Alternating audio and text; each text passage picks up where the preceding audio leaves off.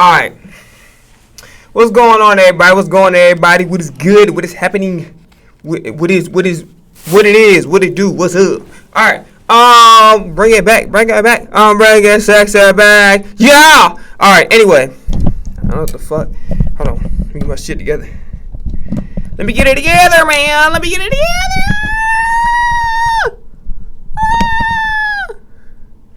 Alright, y'all. Alright. This is your boy Bruce Leroi, man. Real quick about yesterday. I was about to stream and I had plans to do it, but I thought the manager of my second job, I thought the one that take all day closing was gonna be there, so I was like, fuck it, let me go hit the crib, go eat, cause I only, the way my life is, I only eat one fucking full meal a day. Let me go hit the thing, you know what I'm saying, do my thing type shit, and then go to work. But so I couldn't stream yesterday, but turns out the one that I was trying to prepare for, he wasn't even closing. But yeah, that's neither here nor there. But basically that's the real reason I didn't stream. But for those just tuning in, it's your boy Bruce Leroi, man. Once again, follow me on the Twitch, I'm iambruceleroi. Follow me on TikTok, it's iambruceleroi. Follow me on Twitter and Instagram at iambruceleroi. Okay, so today we're not doing piano because we have a lot of news. We have a lot of news to talk about. Okay, and we're behind. So this may be a long stream, this may not. We will see as time goes along. We'll just see if we find something to react to, whatever the case may be. So the first thing we're starting off with is, so this is how today is going to go. So we're going to do Double XL. My homie Trey Kelly came out with an album I should listen to like 2 weeks ago. I just supported my brother. You know what I'm saying? That's my guy.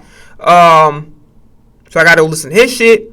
Then I got to, was that probably like the last thing we do most, so we'll probably end the stream doing that. Most likely. Tomorrow, I'm busy doing other shit. Not because I'm like lazy, I'm actually busy doing other shit. So I can't stream tomorrow. Then I gotta work. Saturday we will be back here, back to piano for real. And then we'll figure out what else we're gonna do from there. Alright, so that's pretty much how today is gonna go down. So, and then we got some NFL news to talk about. So, first things first, Double XL. So 2 ciphers came out. So this one is going to be the one with Trap Dicky, YK Nee, Skrilla, Babyface E, and I forgot the last guy or whoever, the girl, Belly Gang Cushington.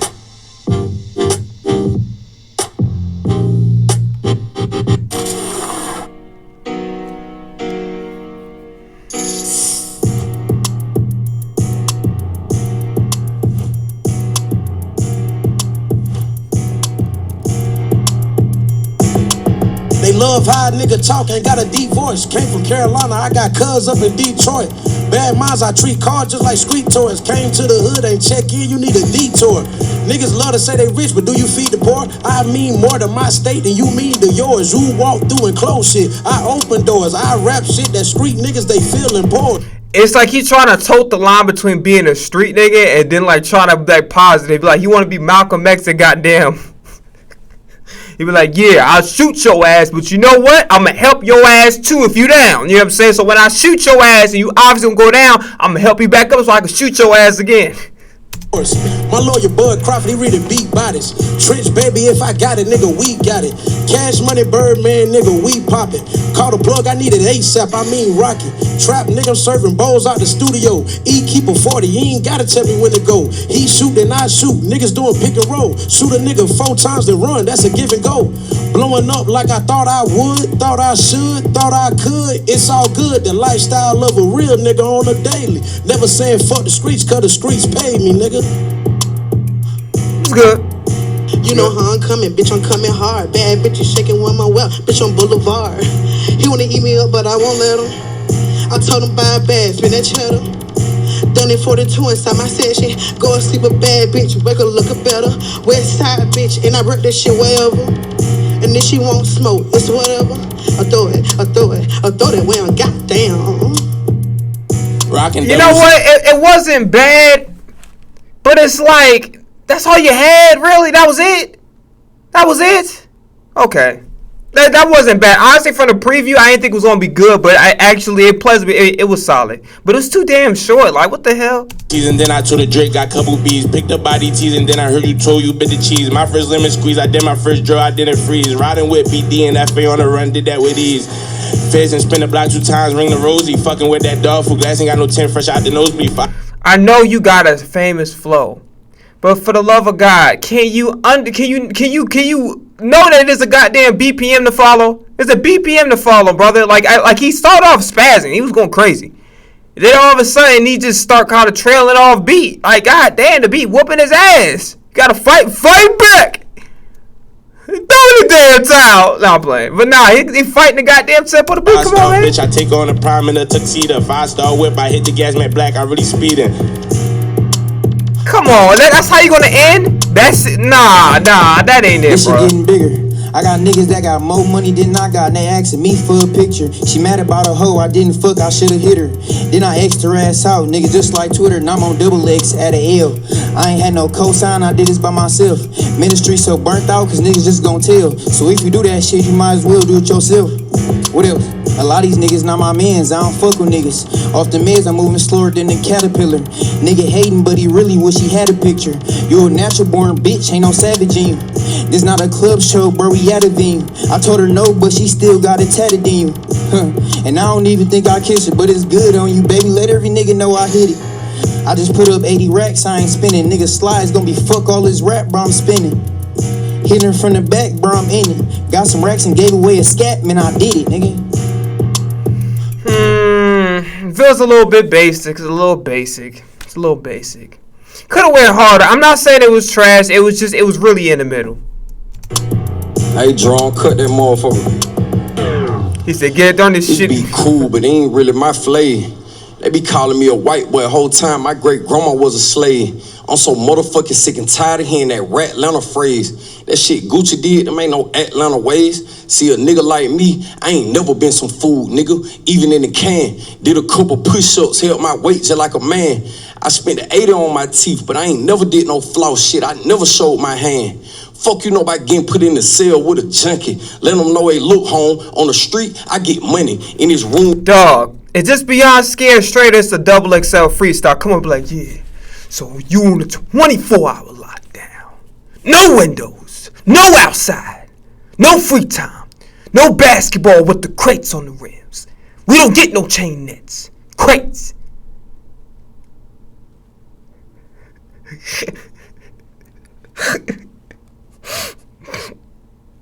Shoes, no socks.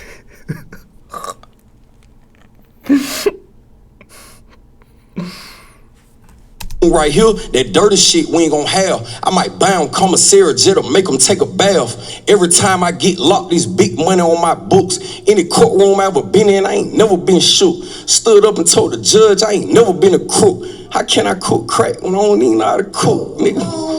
Yeah. He like he was mad as hell. He told the dog to be like, you motherfucker. He said, when the campus is over, I'm gonna get your ass, nigga.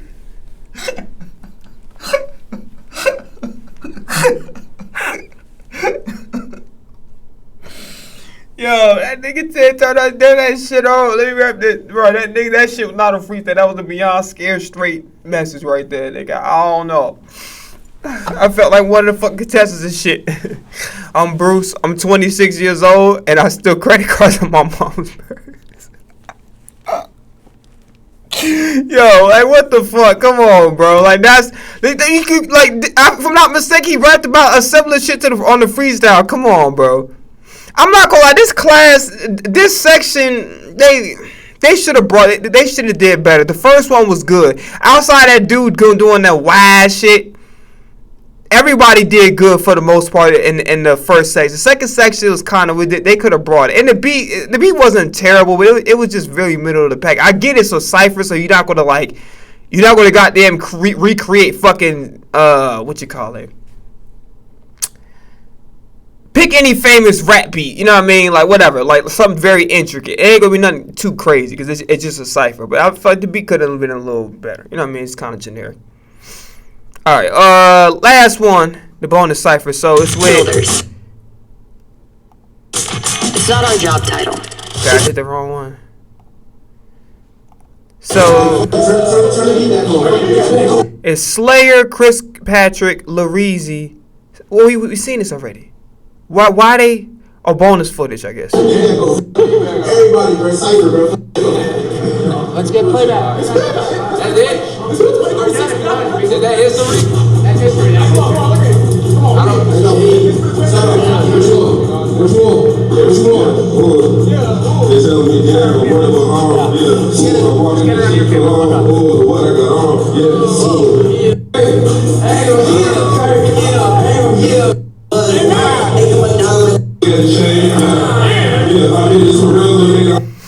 Okay, I'm not watching this. I thought it was a different one. I thought it was like a different, brand new one, but it's not. They releasing these bitches slow as hell. Like, it's Thursday. All them bitches should be out. I should be behind right now. Like, what the fuck?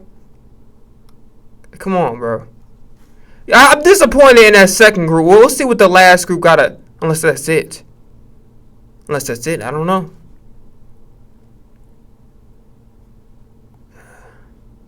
Okay, NFL news. Congratulations, Jalen Carter, for getting paid. Boy, man gets paid.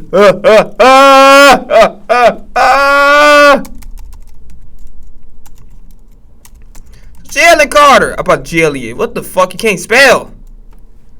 Alright. And then we got some Eagles shit to watch as well. We definitely gonna watch that. So, Eagles futures. So Jalen Carter agreed to extension reportedly worth up to $160 million, making him the highest paid defensive tackle in the NFL. So the extension for 4 years, $152 million, with $106 million guaranteed, and could push it to $160 million. So obviously he's the highest paid defensive tackle. The deal starts in 2028 and keeps Carter the contract with the Eagles through the 2031 season. The two sides got it done with 2 years remaining on his rookie contract, including his fifth-year option for 2027, valued at $2. Dumb motherfucker, nigga said $2. $27.1 million. And then they just talking about whatever. Okay, cool. Okay, cool. So congratulations to Jalen Carter. I'm obviously very happy. I'm happy he gets to stay here long term. That's what we all wanted. You know what I mean? And then Vita Vea has officially, because they don't want to pay him, they officially requested a trade from the Buccaneers. My reaction to this? Good for him. No disrespect to Baker Mayfield, but it's time now to compete for a conference championship. I'm going to be honest with you, okay? If the Buccaneers do not make a conference championship this year, you got to break this whole shit up. You might got to consider a different quarterback, because the Buccaneers have a good enough roster to be able to make a deeper run in the playoffs. And if I'm not mistaken, they didn't even make the playoffs last year, and they're barely getting out of the fuck. Are they generally the best team in the NFC South? What is the best team? I guess the Panthers, really? Like, the NFC South probably got to be the weakest conference in football, low key. Anything else also? So Vita Vea requested a trade. Good for him, honestly. All right, and let's go to Eagles press conferences. I feel like I'm shortchanging y'all, bro. I feel like I'm not giving y'all enough. Oh, yeah, then A.J. Brown talking about how Drake may. I'm telling you right now, A.J. Brown better chill out. Because I'm telling you right now, Vrabel's not going to. He's not doing that shit with Josh McDaniels. He's not doing that shit with Mike Vrabel. They will cut his ass. And don't give a flying fuck about the salary cap of what's being undertaken with that. So, 100%. So, Jalen Carter. All right, so Howie Roseman and Nick Sirianni are going to watch that first. And then we'll kind of More AI tools. go Best around. decisions. My AI recommends Thai. Mine says sushi is optimal for afternoon focus. No idea. Do we know what? Is that a drawing? You know that? They're bikes. Are they yours? Yeah. Oh, you got really close with them. Wait, you have two of those? Yeah. I'm gonna wear it through practice. I'm gonna be You my. see what I mean? Like, everyone puts everyone puts them here, and No then dice. shoved them right on this side. I put my hands there. I don't know if Nick is trolling or he pissed off. To give Jalen Carter the contract. No. Welcome back. let's No, game in. no. Hey guys, how's it going? How's everyone's summer? We've got football back in Philadelphia. It's a beautiful thing. It's not like he wanted to curse us. I got fucking football back in. Right through it. Are we all wearing sunglasses? It's like pictures. Do you want us all to wear sunglasses? I might actually put mine. No, there's a glare. Nick looked like he fucking pissed. He looked like he don't want to fucking be. He looked pissed off. I thought he was just making jokes. It's like he trying to make jokes to Kyle. It's like he pissed off, dog. On the The decision to give Jalen Carter the contract you did. What have you seen from him behind the scenes over the past few years that make you confident you want him to be a big part of the team moving forward? When I think about the timeline with Jalen Carter, we went into the offseason looking to extend him, obviously. I'm gonna keep it a bean. I don't know what kind of material that shirt is. Cleaning your shirt with your glasses. Dumb motherfucker. Cleaning your glass with your shirt gotta be the worst. Number one, it scratches the shit out of your lenses. Number two, them bitches never get clean. They literally, so it's just if you have fingerprints on your shit, it'll like smudge the whole thing. Like you ever try to drive and shit, and it's fog on the fucking window and it's raining and it's a storm outside? That's how the shit go. So just imagine, you know how the windshield wipers go back and forth and they temporarily clear the water, but you still can't really see shit too much. That's how it is when you clean your glasses with your shirt. That's why I always got like a little, what's the name on standby, like a little cloth and shit in a case. JD, and kind of keep the strength of our team. That position group. Not only with those two guys, I mean, Morrow, unbelievable player, unbelievable person for our team. BY took a lot of steps, and we got a young group behind that we're really excited about. And we felt like that was one of the strengths of our team, and we wanted that to be one of the strengths of our team going forward. The defense tackle position in the league, in college football, it's a deficient position. There's hard to find guys like that. And so we feel like it was a priority. Where the market was when March opened was kind of in transition. You had guys like Dex ready to sign, obviously Simmons. And so some of the reasons that it got to this point were just because we were trying to figure out the market. And from his perspective, he was trying to figure out the market. There hadn't been a big jump in the market. And so we like to do contracts in March and April, obviously, get that situated before we go into the draft, before we go into our summer. This was a unique situation. By the same token, getting this done before camp was important for all of us. Good things happen when you get things off your plate and you're able to focus on football. There was a SI report. I didn't really answer your question yet, did I? No. Okay, you're fine. There was an SI report that there was some... He said, yeah, I just spewed a whole bunch of bullshit. I hope you don't mind. You be okay with that? It's a dog bag to clean that shit up. Hesitation about giving Jalen Carter an extension. Can you speak to that? I can't speak to the report. I didn't see the SI report.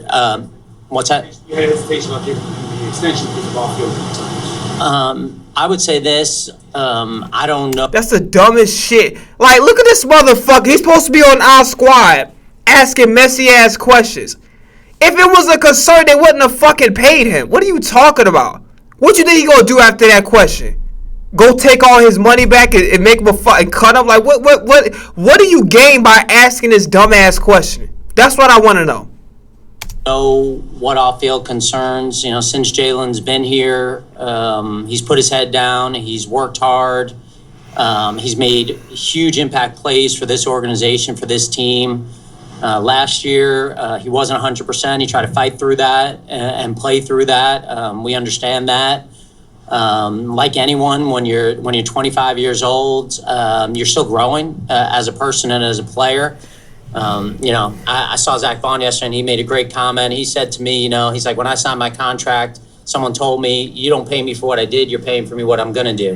And that's why we do these deals. We don't do anything based on retroactive performance. We're doing things based on future performance. And again, we were trying to sign Jalen in March, understood it was unique because of where the market was and where he thought and Drew thought it was going.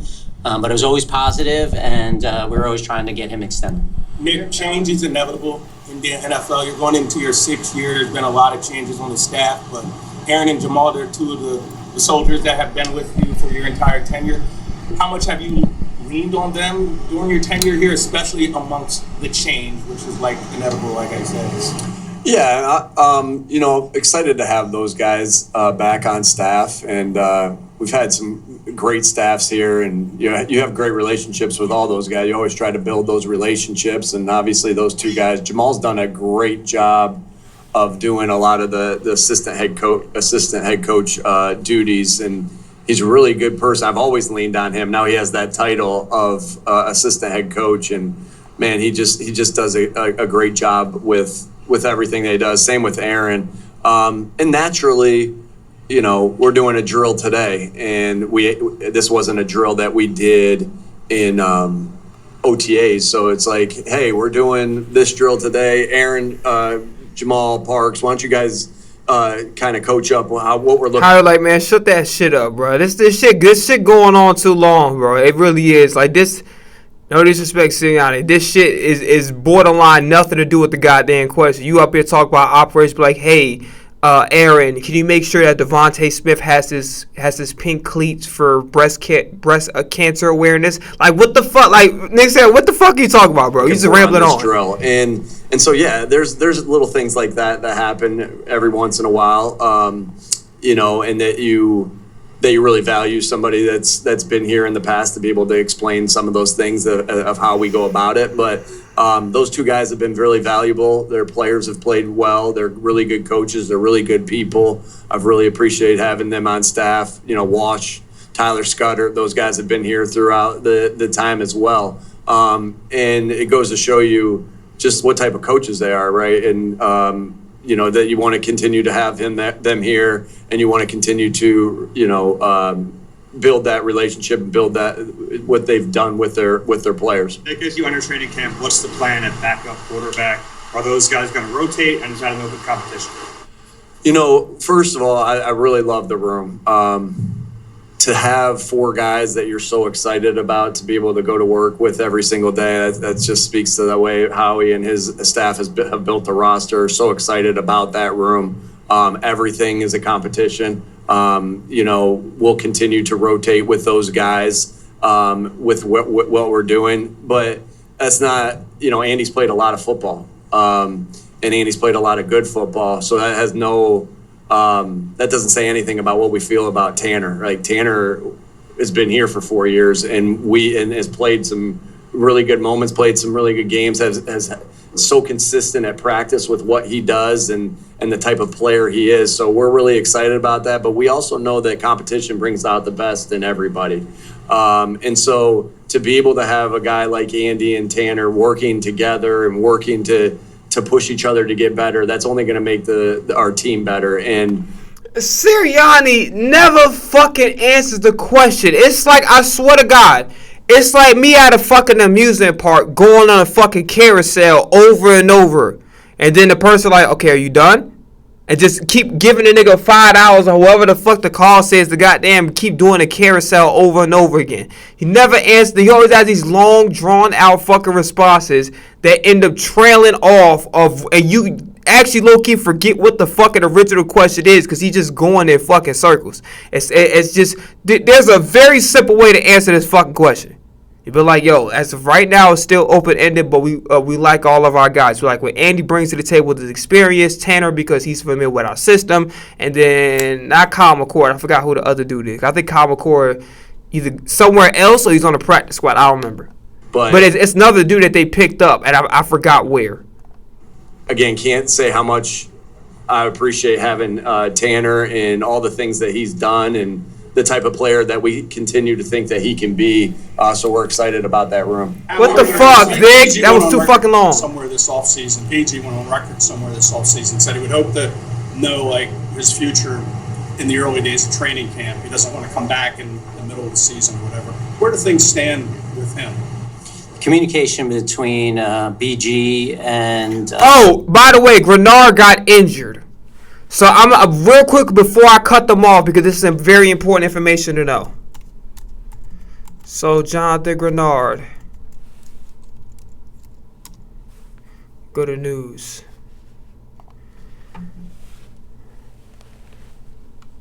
So Eagles Jonathan Grenard sidelined with pectoral strain.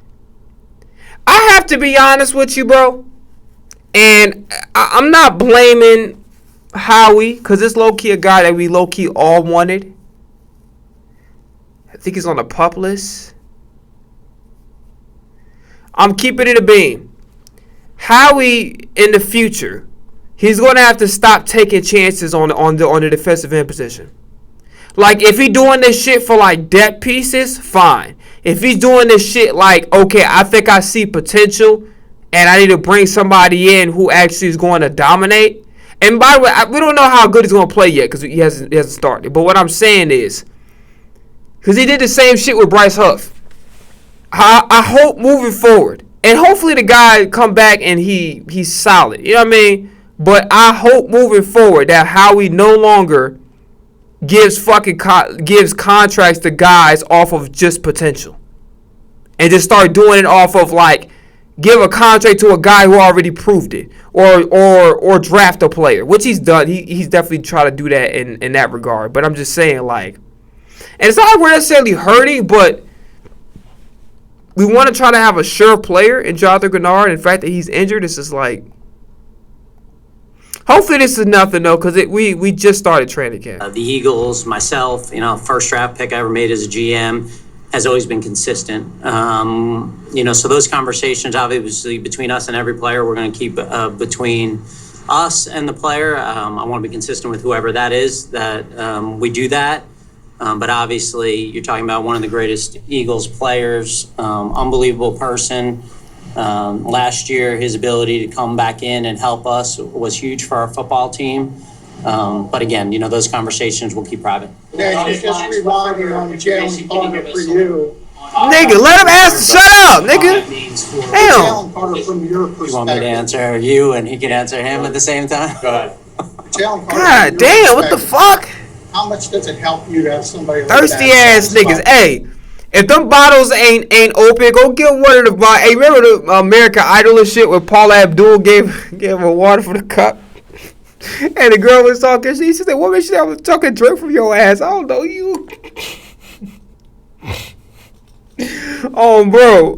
For the start of camp versus Get them niggas some water. Them niggas thirsty. First of all, just really happy for him and his family. He's worked his butt off to get rewarded the way he is, and like how he said, it's we're paying you for what you're gonna do in the future, and we have that confidence in him. I've really enjoyed getting to know Jalen more and more each year, and the time that I've spent with him, and he's put his head down, he's worked, he's made impactful plays, and we look for that to continue.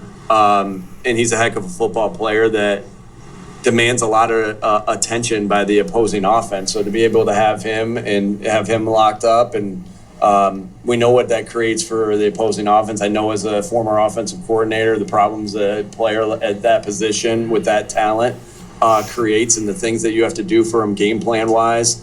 And anytime you're just excited that portion's out of the way, and you're able to go and focus completely on football, which he has, which I give him a lot of credit. Oh my God, Nick Sirianni has to be one of the worst coaches of all time when it comes to press conferences. What the fuck? What the fuck? Why can't an answer be 2-3 sentences? Why the fuck does every goddamn answer gotta be a fucking a thesis statement? Like, goddamn, nigga, you already graduated. Fuck. You making millions, bruh. Credit, he's focused so much on football. He came back in phenomenal shape with his weight, with his conditioning test. So even with that contract still looming, he worked his ass off. And I'm proud of him for that, and it shows you the type of guy he is, and he'll continue to be, and excited for him to play ball. I get you. Can you get on Bernard and what that means for the position group this summer? Yeah, he was lifting, and he has a pec strain. I think that one of the things that we know about Grenard is he's going to be ready to play. And I think training camp's so important, practice is so important. But when you have a guy like that who prepares the way he does, who has the experience in the NFL the way he does, he's going to be ready to play when we start the season. And we just, we want to be smart with all our guys and get them ready, but at the same time, acknowledge kind of the process that they have to take to make sure that they are 100% when they come back. And again, this is not a long-term injury. This is nothing we're concerned about.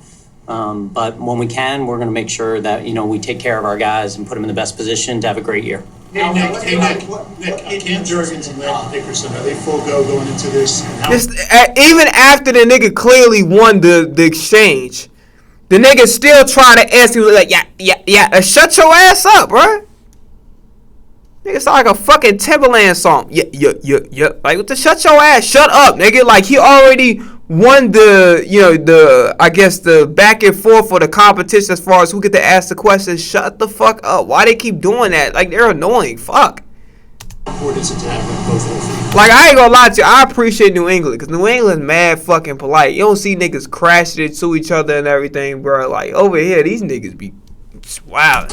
Yeah, obviously you saw the PUP list, and then everybody else will be going. And again, two guys that have come back, and I can't say enough of what happened at our conditioning test yesterday. It was just, man, you just saw the complete focus of everybody, and you can't cheat the conditioning test. You can't cram for it in 1 week. And the whole team was just so locked in, focused. It seemed easy for them. And I know that test is hard. We've done that test plenty in these last 5 years. And they came back in great shape, those two guys included. Crushed it, and excited to get out there and work.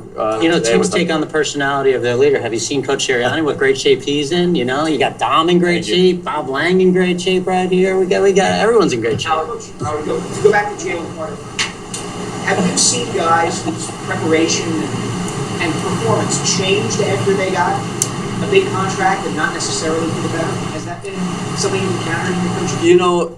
It's hard to change who you are. It's hard to change your habits. I know Frank Reich used to always say to me, no man suddenly becomes different than his cherished thoughts and habits. And I truly believe that. Like, you're not going to just instantly change who you are. And, they've been rewarded not only because they're good players, but because they know how to work and they know how to be an Eagle.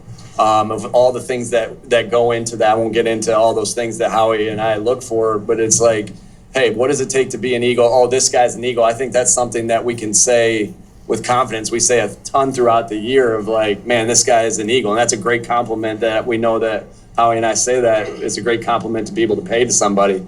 And so, it's hard to change who you are. And it's hard when that's what you do and that's what your habits are. So, no, my experience with that here has been nothing but positive. When the guys come in and they get paid, they continue to be who they are. And that speaks to who they are as people, but it also speaks to the culture that we have and the guys that we have in this locker room and the coaches that we have in this locker room and the leadership that we have on this football team, where you continue to put your head down and work. You know what would be crazy, though? And I didn't mean to cut him off, but I just have a point. I wonder if there's like a more recent example. You might could say Ayuk, maybe you might. I wonder if there's a real recent example where a player got paid that was really good and then decided to just flip on their ass and be lazy as fuck, have no work ethic, and start feeling themselves. I wonder who it was and how those interactions took place between the player and the coaches and his teammates. 5 trades last August for you. Is the roster similarly incomplete this year? And do you have the pick surplus to be aggressive? The roster is always a work in progress. Every day we're coming in, we're trying to find ways to get better. We're communicating with every team in the league to try to find fits, to see if there's opportunities to make ourselves better. And so it's certainly incomplete at this time. It will be incomplete throughout the course of the season. Any opportunity we have, and you look at our roster, you see, it reminds me of just, all the rooms that we have, that it evolves over the course of time. And that's not a reflection on how we feel about our players now. Excited about it. Can't wait to see them out there. But anytime we have a chance to get better, to improve our team, we're going to look at that. There might have been a staff turnover this offseason. Can you speak to Alec Halliday departing, Bryce Johnson leaving for the Falcons, and what about the replacements, Grant and Adam? Yeah, I'd add Jeff Scott to that as well. it's bittersweet because all of those guys have put themselves in position to make career choices to improve their lot in life. What you hope for people that you're really. You know what I hate about getting no fucking sleep? You think you good until about the afternoon. Like, but that sweet spot between 12 and 3 o'clock, maybe 4, that's when your lack of sleep start whooping your ass. And it's whooping my ass right now, bro. I'm dead ass tired. I'm supposed to be streaming and everything and having fun. I'm fucking beat. Close to, but I remember I was out to dinner with my wife at one point and just said it's going to be an adjustment for me. The relationships that I have with those guys, the ability to communicate, really the language, to be able to say things very short and sweet and them understand what I'm looking for. That comes with time. And there are 3 incredibly valuable members, all of those guys. When I came in on Monday, it was obvious to me, those are 3 of the 4 offices that surround me. And so it's a transition, For me, I have to evolve. I have to continue to get better and learn and to continue to develop people that are here.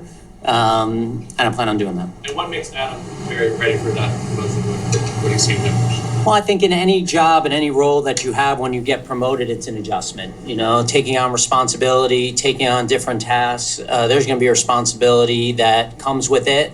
I think about when I first became the GM, I go, man, I'm ready for this. I've done college scouting, pro scouting, cap, I'm prepared. And then I got my ass kicked a lot, and so I think for any of these roles, you got to be in them and get the on-the-job training to be at your best. But he's incredibly smart. He's incredibly hardworking. He's learned from a lot of great people inside and outside the building. And I think the opportunity won't be too big for him. You signed to Jordan Davis and Jalen Carter, not a long term. You got a couple of all-pros in the secondary that are on rookie deals. Just it seems like it's getting more expensive on defense, just in a management sense of the roster. How do you see that influencing? I love that question. Good question, dog. Good question. Whoever that was. Well, when you talk about it, general managers get hired and they'll stand up and they'll have these microphones and they'll say, well, how do you want to build your team? And they say, we want to draft, we want to develop, we want to re-sign. And since Coach Sirianni's here, that's all we've done. We've drafted players, we've re-signed our players, and when you talk about culture, that's the first thing that comes to mind with culture. If I do well, I'm going to get rewarded. I don't have to go somewhere else to do that. And so I like that. Y'all need to take a page out of his book. Take a page out of how we to go, how we Capone. Take a page out of his book. He telling y'all. He cooking. You don't smell that shit? You don't smell that? That ain't garbage, nigga. That's gourmet. Fuck is you talking about? Well, that's some respect really on how we Capone name. What we're trying to build. So we're proud about that. It's going to be our first priority as opposed to getting into March and trying to go outside the building. The way that these drafts go about, it also allows you to structure your contracts in a way that you can continue to keep guys. Now, you're going to have to make sacrifices. You saw it in the offseason. We let players go that we care about, that we think are good players, that we think are really good people that fit. But we had to move on because, we have some game-changing players and people that are part of this organization, and we don't intend to lose. So I would say to our fans, if you're wearing a jersey with some of those guys on, with those names on the back, we fully intend for those guys to be here on the long term. If you look at the I love this nigga, man. Oh my God. Everything. Do you expect some growing pains as camp goes along? I mean, how is that process going to work out? No, for real, Sean, I love it, bro. That's my ultimate. That's my ultimate. Both sides of the ball, whether it's a new coordinator, whether it's an old coordinator, it's the way it goes, right? You want to make camp challenging. You want to make it hard. You want to make things difficult. So because when they're going through a shared hardship, that's when guys come together. And so, there's going to be days where the offense gets the best of the defense, and there's going to be days where the defense gets best of the offense. I'm not really looking at it in that sense. I'm just looking at it in everyday terms of how do we get a little bit better each day? How do we put the work in? And really, it's like, how do we put the work in to get better each day? knowing that there's going to be ups and downs. I think we all want progress to look like this. That's not the reality of progress, right? It's going to feel like that, right? But generally speaking, it's going to go up and then you go back and then it's go up and then go back, and that's what you want the curve to look like. But it doesn't necessarily mean it's going to feel that way. And so it's important to what's important to do in those situations is just put your head down, control what you can control, and be faithful in the little things, because those will be the things that end up being big things at the end of the day. It looked like he looked at us so he could hurry his ass up and stop taking all day answering questions. The training camp with a coordinator change and the scheme change. Did the evaluation change now that you've entered the seventh season versus those prior ones? No, I think I don't think so. We have a stand. We're very proud that we make the job description very clear for each and every one of our players, and that we have a standard of what we do at each position. Obviously, there will be different requirements and slightly different job descriptions, but the standard remains the standard, and we'll continue to grade upon that. All right, thanks, folks. Thanks, guys. Good guys reacting to LeBron. The fuck? What kind of stupid ass thing was that? You could have goddamn. It's a dumbass question. That's a dumbass. You could have asked them off camera or some shit like that. Or maybe like when they still have some time. Let's see if they actually answer the question. No, I don't think so. Chevy SUV. Jesus Christ. This nigga went and asked a dumbass question when they leave. That's like, yo. Who you got winning the NFC North this year? Like, what the fuck? Like, dude. All right. Jalen Carter interview. Jalen Hurts and whoever else we have. Let's see. We're not watching every fucking one because some of them don't be giving, like, Jordan Malone, no disrespect, that's my guy, but he don't be giving good interviews. All right, so probably Jalen Carter, Jalen Hurts, Vic Fangio, and I think we're going to react to my homie's music. What's up? How y'all doing? Thank you so much, man. Thank you. He coming in mad polite and shit. He be like, yo, he coming getting paid and shit.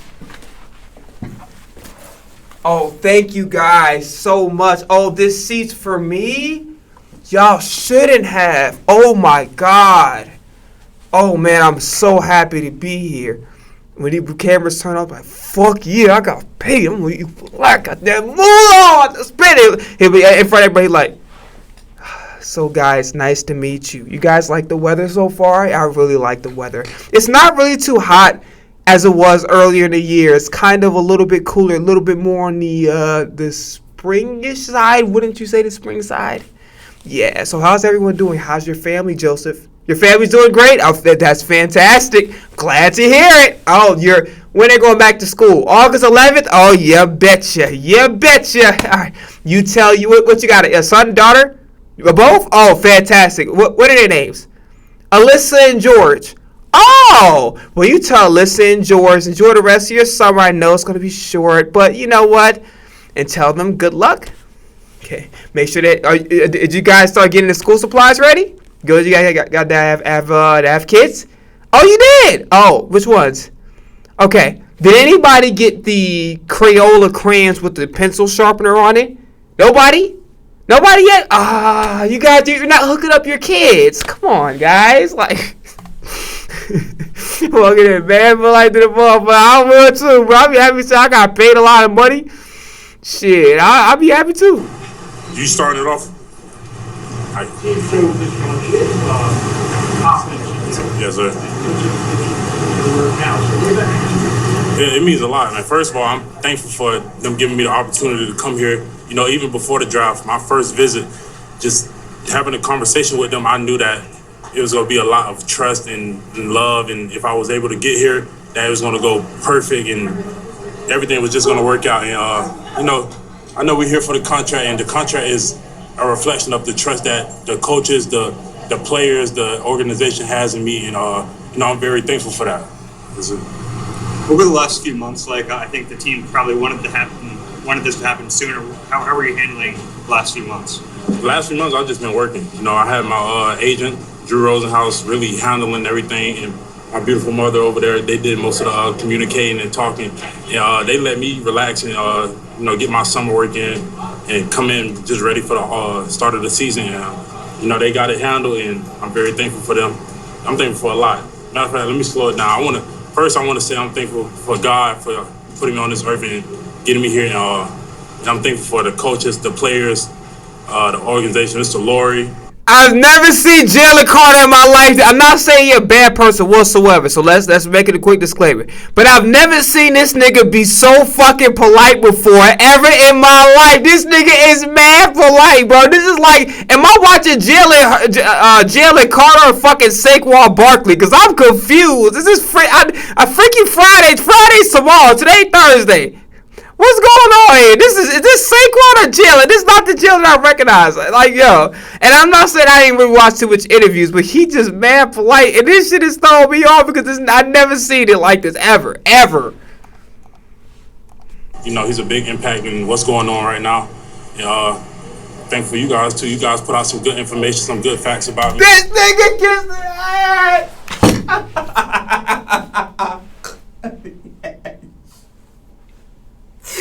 Oh shit! I fell out my chair.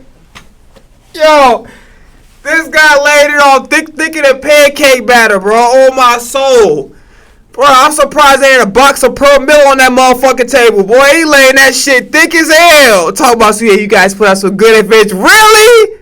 He happy. It's good for him though. Honestly, all jokes aside, good for him. But he laying this shit on thick as hell.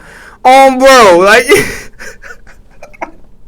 He laid this shit on thick as hell. Oh my God. Like, I'm happy for you guys here. You know, it's a blessing that you guys are alive.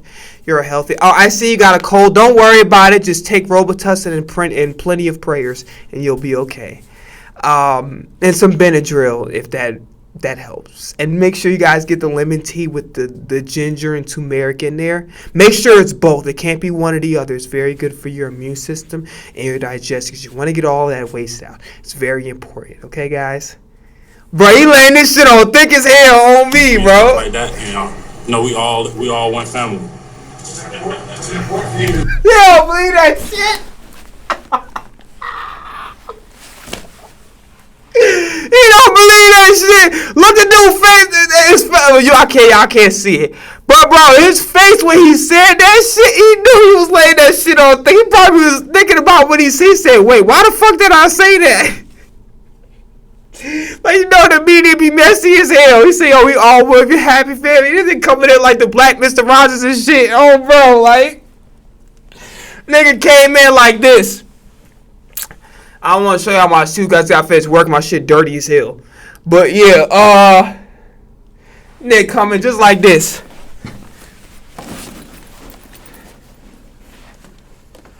Oh, hi. Who put a camera there? Oh, that's right. I set it up an hour ago. Well, hello, boys and girls and ladies and gentlemen. My name is Jalen Carter. Nice to meet you guys. It's very quiet today, very peaceful. The sun is out and the birds are chirping. I'm not sure if it's cardinals or hummingbirds. I have to pay attention and listen into the tune. We've also had a recent influx of bluebirds in the area as well. They're very elegant and very colorful to look at. So guys, just letting you know, I got paid a lot of money. And I have to say that receiving a paper check, regardless of the amount, was very humbling. Because normally I get direct deposit. Oh my God, my soul! He laid that shit on thick as hell. I'm crying. Good for you. Congratulations to him, though, bro. Well deserved.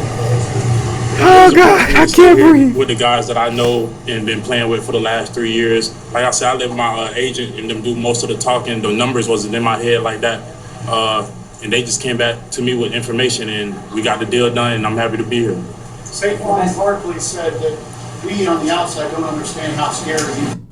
If you want to be surrounded by nature, don't end up surrounded by hotel. To be on that field, what is there that's left on tap that needs to be unlocked? Man, it's a lot, man. You know, every day I'm going step by step, and I'm humble, and I'm just take it day by day. You know, I still got my guys, JD right there. You know, I was there for JD signing, and now JD's here for mine, and it's a blessing just to see him, to work with him another couple more years. You know, it's just I'm just blessed, man. I'm just happy that I can stay here and just be with the guys that I grew up with. There's levels you can get to.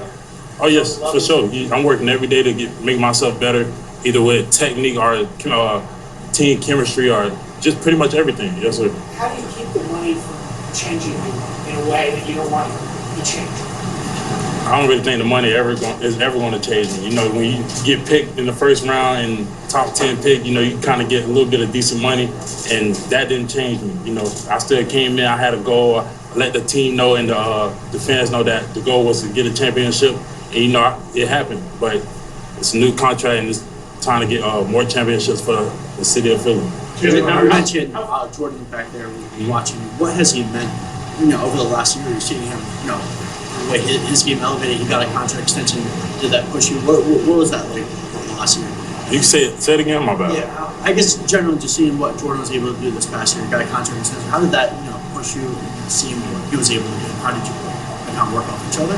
Yeah, we worked off each other for sure. And JD is like an older brother to me. Like I say, we go way back to when I was going on visits at Georgia, where he was my host and he was taking me around. I'm falling asleep in his dorm and stuff like that. And, you know, just the moments and the memories that we have. And it's just, you know, it's a lot. You know, I don't know. I'm thankful for all of it. And just to see him at the next level, which was all our goals. You know, the goal wasn't NIL, get the most NIL, none of that. Our goal was to make it to the league and stay in the league. And that's what we're doing right now. Congratulations to him on his big contract. He told me I was next up, and we're here right now, and you know, it's a lot going on. It's a lot of love out here. You've seen guys get signed before you signed this deal. You've seen other players get signed, rewarded for their excellence and what the team thinks of them. What does that do to you in terms of like just looking around the locker room saying, I'm a young guy, if I play where I want to play and the team wants me to play, I'm going to get rewarded too. And how the organization treats its younger players and the players who are playing really well. Yeah, my goal wasn't to always just come out and, let me just be a highest paid defensive tackle. My goal was to build team chemistry and win a championship, and I think that all falls in lines to getting me to where I'm at now. That's pretty much what it is. Do you think it's a big message to the rest of the team when they see you signing a deal like that? No, it gives them confidence in me, and then it just I need to hear that. My bad. So you're young. So there's like young guys. Oh my God, this nigga is like, what the fuck? Like, I imagine this nigga, like, you know how in the movies you be pouring sweating and shit? Like, he like, I imagine, hold on. Nigga talk like a fucking Gatling gun. You think we have a fucking second version of Civil War, the North divided against the South again? Nigga, first off, the question itself is a dumbass question. You're not even asking, like, you're asking some random shit that's not going to propel any... That's not going to invoke any, like, deep thought or any particular insight that's for the audience to be not necessarily entertained, but be informed. Is that, like, you're just asking a fucking dumbass question that is not going to move no needle. It won't even move a fucking roach off a pillow. You know what I mean? Like, won't even move a goddamn spoon or, you know what I mean? Like, come on, family. Locker room. They see that you signed your deal. Yeah. Do you think that they feel, hey, your organization's going to take care of me? Is this nigga trying to ask a divisive question, but it's just coming off like a dumbass? Is he basically saying that niggas gonna be jealous because he got paid? And they feel like, oh shit, well he got paid, I should get paid next. What the fuck? Why is he asking this stupid ass question? No wonder nigga talk like a fucking Gatling gun, cause he's on bullshit. I goddamn, hands on your head, get low to the ground, duck for cover, head ass. Oh, bro. Oh yeah, for sure. And we all built that confidence into each other to where when it's their time for them to sign their contract, no matter where it's at, you know, we're gonna make sure that they get their money and to get paid, and things can happen the exact way that's going on now. Way to answer that messy ass question. Say it again. What was the moment like when you could share with your family that you got the deal? Man, it was crazy. You know, like I said, my mom was texting me throughout the day and letting me know what's going on, and then I got my brother texting me, and then my dad texted me, and then it was just, it's all like when I first got drafted, your phone's blowing up and everybody's texting you and stuff like that. But, it's all love, and I appreciate everybody who's supported me all the way through where I'm at now. Especially them cousins and them uncles who want that money. They be like, could start calling you, Kid Fo! Hey, did I ever tell you that you was like another son to me? I know I got 2 kids I don't take care of. Alright? Because fuck them little niggas ain't gonna be shit anyway. But you on the other hand, you just different. I never could put my finger on how. But I knew you was different. I knew it. I knew, man, when you was goddamn jumping on top of that glass table and you got your ass beat, I was like, this man going to the NFL. I didn't know how it was going to happen, but I knew. I couldn't put my finger on it. But I knew it. And the premonition inside of me knew it. And you know what else I know? Rent is kind of high. And so is the light bill. So is the gas bill. So, with that being said, you think you could kind of take the load off a little bit? You know, these are trying times. You know, and I'm not the one to be tried with. And my employers is trying me a lot with the hours. So, you know, loan format, early birthday, Christmas, X gift, something like that. Little bonus for, you know what I'm saying? Like, You went through a lot last season with your shoulders. Was there a point in the offseason where you said, all right, I'm good, and you felt like you were back to 100%? Oh, yeah, for sure. You know, I worked out at this one spot over there in New Jersey with a guy named Julian at Hybrid Performance, and he really got me back to where I needed to be. And when I came back in, the coaches could tell that my shoulders was feeling very good, you know, lifting good, and, you know, that it was a new season. Websites your competitors don't want you to know, part 2. All you do is go to this website, and it lets you find out exactly how much your competitor. How much did they affect you last season? You can say it affected me a good amount, but, you know, I'm not letting that get to me. It's a new season. I'm taking step by step to get better every day, and that's what it is. That's it. What's next in your development, do you think? You say it again? What's next for you in your development? Just getting better every day. You know, this contract, it's good, it's decent, it's happy. We can enjoy our time, but we still got to come back out here and practice every day, get better. It's a new season, you know. It probably bring more eyes to me, more double teams and stuff like that. So I just got to come out here and get better every day. What are you going to do with this? What are you going to do with the $5? What type of responsibility comes with this contract, whether it's in the team? Cut that nigga off with a dumbass question. The responsibility, it's a lot, but, you know, I'm just, you know, that's what you can do with the $5. Buy a fucking Subway sandwich, bitch. Actually, you can't even. Let's tell you how lame society is. You can't even buy $5 foot long. The bitches ain't $5. But the bitches more like when they say $5 foot longs, the motherfuckers be like $7.96. Nigga, your sandwich $10, nigga. Fuck that. The $5 foot long shit, that shit is dead. Nigga, half a sandwich is damn near $7 on bro. Like, being humble and being calm with. I'm not letting it overhype me or anything like that. Okay. Levichinsky. All right. Listen to me very carefully, brother. First off, welcome to the chat. Secondly, respectfully, how I run my stream is how I run my stream. Like, how this kind of how it goes, right?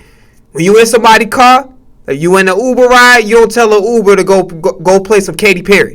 You know what I'm saying? If I want to listen to some Al Green or some Marvin Gaye, you know what I'm saying? That's what's going on. Pardon the pun. You know what I'm saying? So, respectfully, you can stay here if you down for the ride, because we doing Eagles content right now. If you ain't down for the ride, brother, respectfully, you can just, you know, be on your way. You know, like I said, I still got to come out here every day. My main focus after this meeting, I'm going to watch film.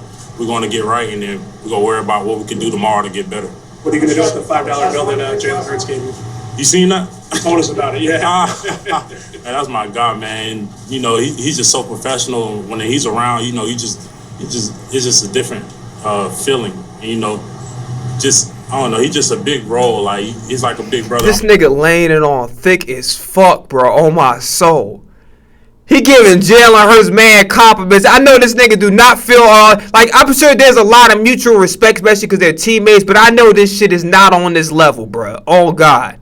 I know for a fact. I'm sure they got some kind of relationship because, again, they teammates. And they, you know, he's a quarterback. He's a star defensive tackle. I get it.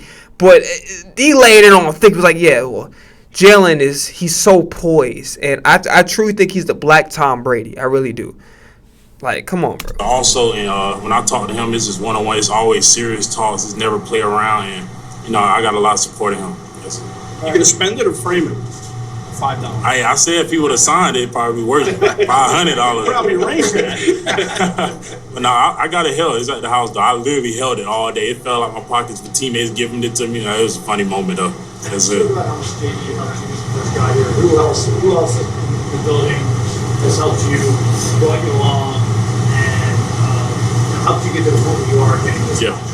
Pretty much everybody on this team. Like, the team chemistry is so crazy where when you going to the league, you get told that, it's a lot of individual things that you have to do, but coming here, just the Georgia boys, and then Fletcher Cox was a big impact, Brandon Graham, pretty much everybody. Like, we talk to the offense, you see Jalen Hurts come up to me, give me $5. Like, he's been talking to me since I got here. We had conversations in the cafeteria or just walking and stuff like that, so it's a lot. And Saquon Barkley, I can name pretty much everybody in the little moments we had, but it's the whole team. Thank you, brother. All right, Jalen Hurts time. Wait, you don't write anything down after conversations? This is Pocket. I never go anywhere without it. At the tap of a button. How you guys doing? It's good to be back. Feel like it was a good summer, a really good summer. I've been able to spend time with the guys and really build towards everything that we've transitioned to. Everybody's, very hungry and excited to go to work, and we're really focused on that. I'd say one of my main points coming in, especially talking to my teammates and getting a sense of where we are throughout the summer and where we're going, is just the importance of discipline and unity. And I can't emphasize enough how important it is to carry and protect the intimacy of this team and what we do, because it takes all of us. And we know that there are challenges that come throughout a year. We're not looking forward. We're really just focusing on where we are right now and taking advantage of this training camp. And so it must be cold as hell in that room, because he got the beanie on with the damn thick ass jacket. Well, it's not that thick, but it's thick enough. So to come out here and have the conditioning test and have a first day, be out here to get it in, it's a good start, good foundation, and we just want to continue to progress forward, take it one day at a time. How important?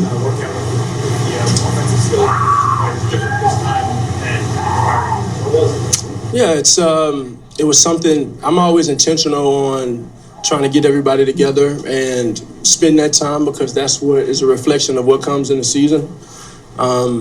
We were able to get some of the younger guys together 2 years ago prior to the 2024 season. And then there are moments when I have guys individually and I'll spend time with them that way, wherever we are. But I think it was really good to have everybody all in on it going into this offseason, and have everybody, expressing and showing that hunger to build and kind of learn each other's personalities a bit, so we can, go out there and thrive on the field. So I was definitely excited about that, and I think it'll pay forward. The work will show.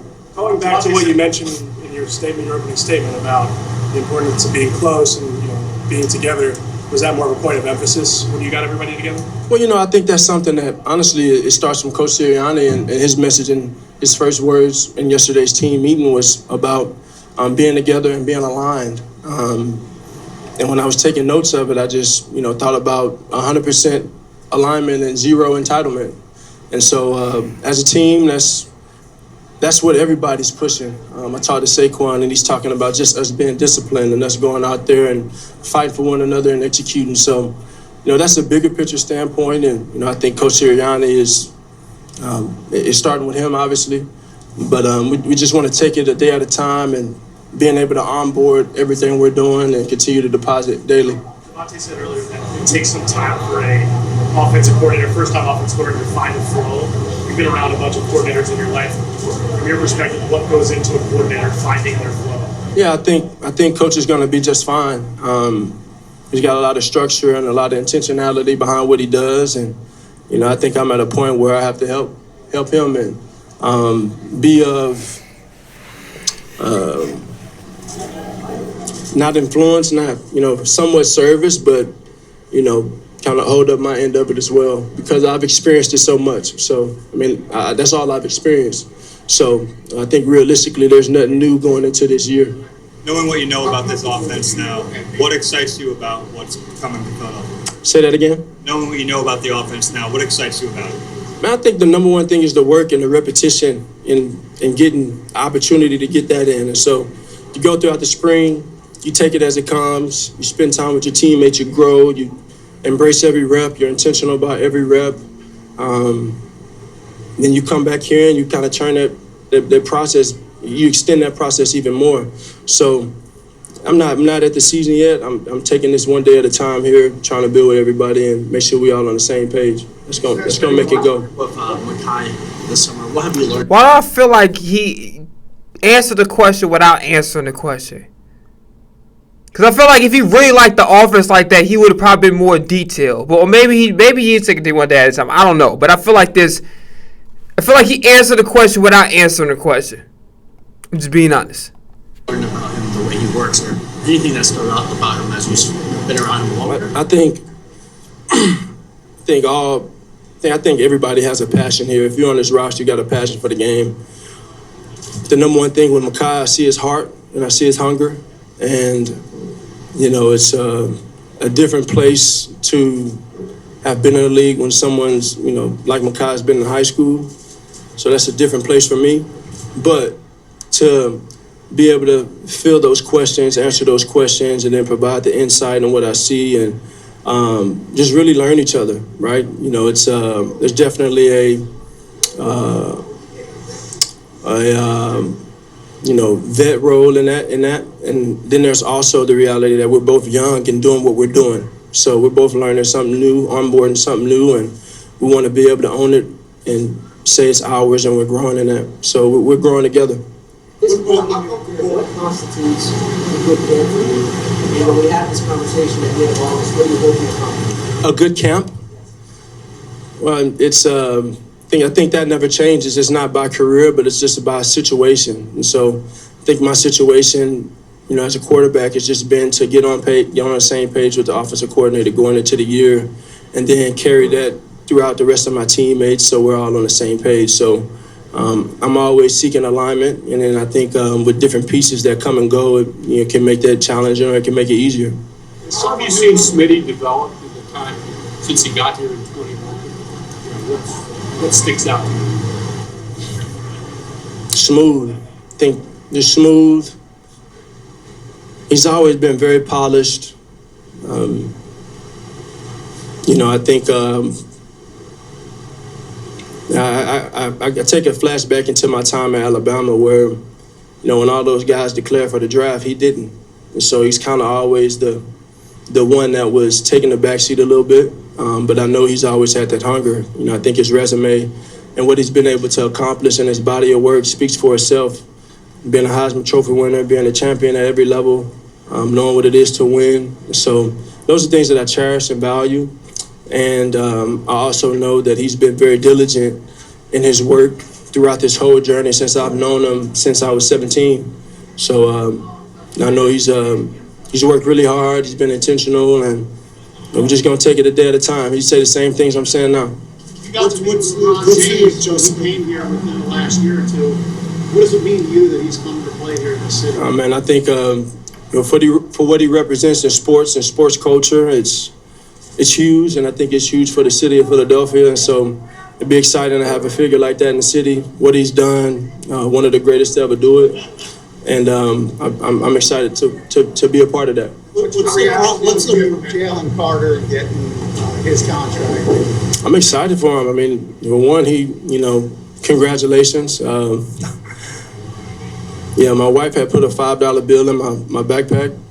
A little inside joke between her and I, but I took that $5 bill and I went and gave it to Jalen Carter and I smacked it on his chest and I said, "Let me put 5 on top of that." So we just had a little fun, but he's a great competitor, great player. He's disrupting practice out there today. I mean, just excited for him to be able to focus on what's to come and move forward. Yeah. approach is consistent, Jalen, but the fact that the offense is so different, is that invigorating to you that this is such a different challenge for you every day? I mean, what's the challenge is a challenge, you know. You look at them all the same. You know, you got to look at them the same, but understand they may come with different things. And so I think my approach is not changed with that.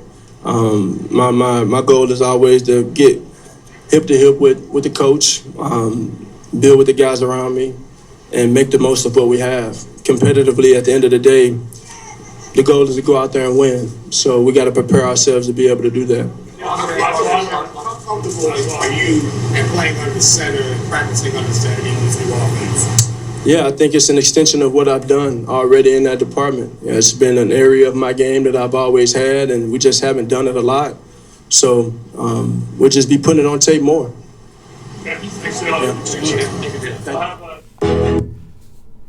Shut down all the critics with that last comment. He said, "Yo, what the fuck? You think I can't run? You think I can't run circle back? Are you fucking crazy? Listen, just because we ain't doing it as often don't mean I can't do it. See, I peep game, Jill. I peep game.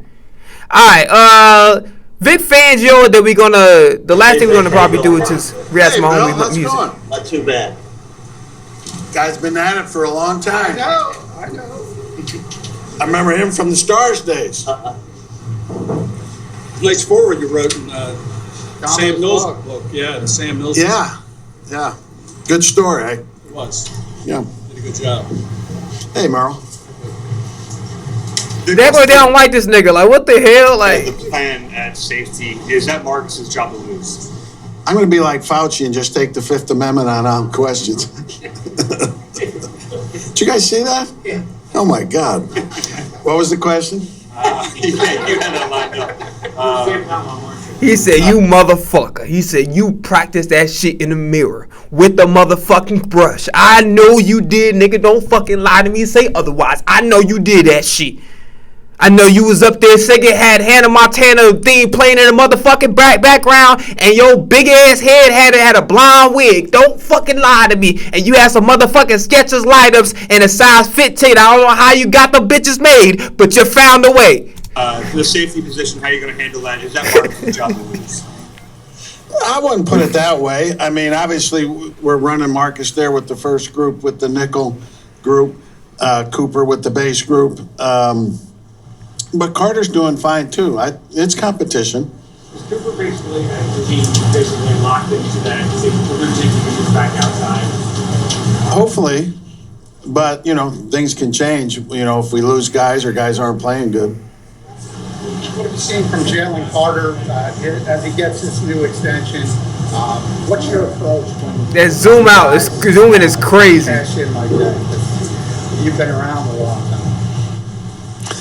I think it's individually, part of when you give a guy a contract like that, you are also analyze, and I'm speaking for Howie on this part, but you're also, well, what's this guy going to be like when we do this? So obviously Howie's confident that in this case, hopefully he'll pick his game up even more. What sort of jump have you seen, if any, in Jahad Campbell?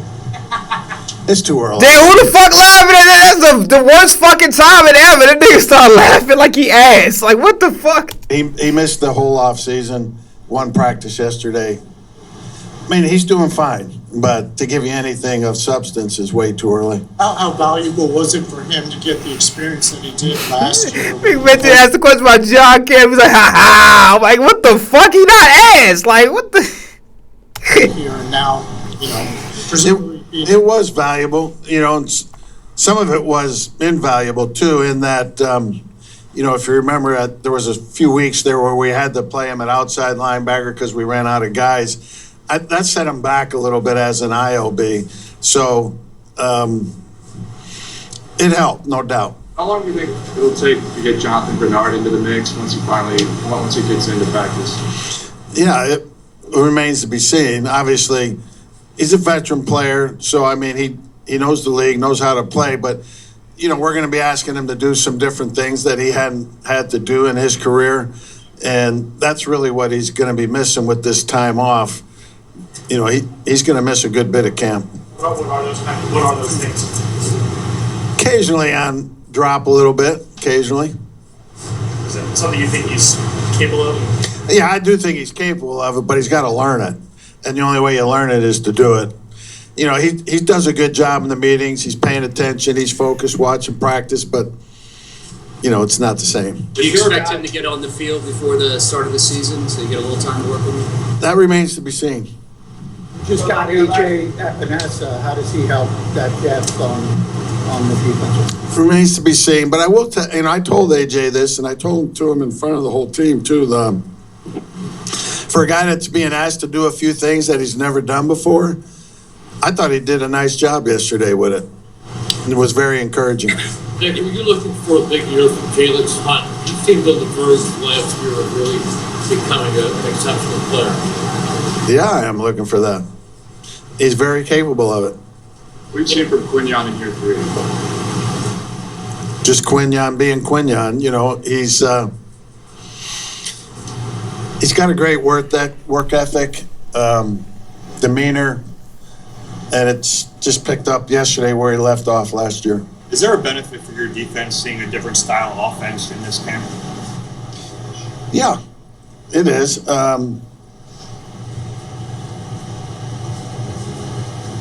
Yeah, there's a lot more moving parts with this offense, so it does help us.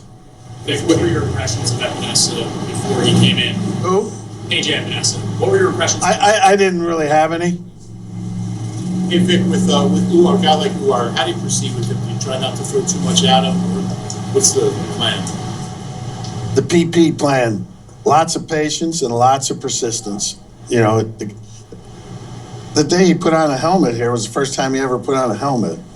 He hadn't had shoulder pads on yet. That will be a new experience for him. So everybody, including himself, including us, need to temper anything expectations down. He's got a process to go through.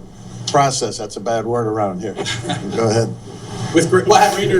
He took a shot at the Sixers. To trust the process, which one? Ben Simmons becomes a bust and Joel Embiid get injured like 50,000 motherfucking times. There you go, Black Sean Lee. Hey, I remember Sean Lee. Sean Lee was good as hell. Don't get it fucked up. He could hoop, but he was always motherfucking injured. I remember watching Scooter Magruder. Shout out to him. He a Cowboys fan, but I don't beef with nobody. I don't care. I got family members who are Giants fans. I got family members who are 49ers. I don't give a fuck. I really don't care. It's not that serious. But when I be talking shit, it just be out of the ride. We just have some fun with it, but it ain't really that serious. But yeah, what the hell was I gonna say? Yeah. So he was like, "Yo, is Sean Lee playing?" And that's like, if you had paid attention to the Cowboys games, he always. You know what? I'm very disappointed in Vander Esch.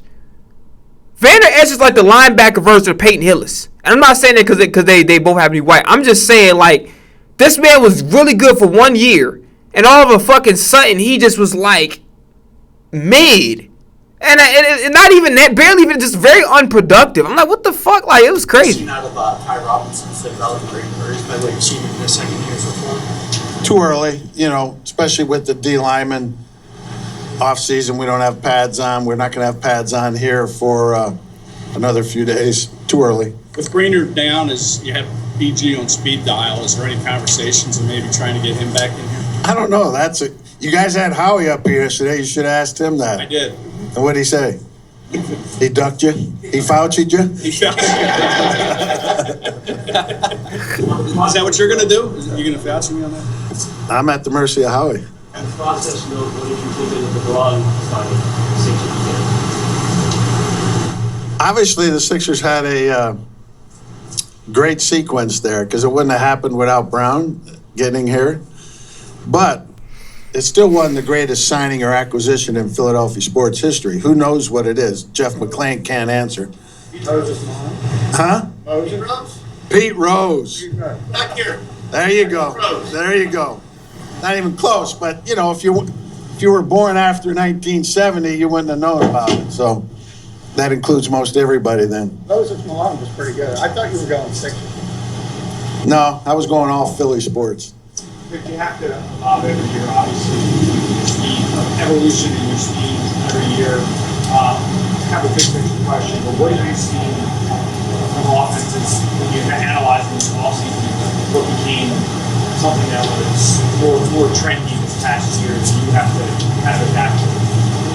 I don't think it's so much this past year. It's kind of been a few year evolution. You know, the motion, all the various motions is kind of the new fad, and I wouldn't say new. It's been a few years, and it's kind of expanding itself. That to me is part of the new. That's the newness. You know, back in the '90s, late '90s, it was empty formations. Those are still here. All the various motions.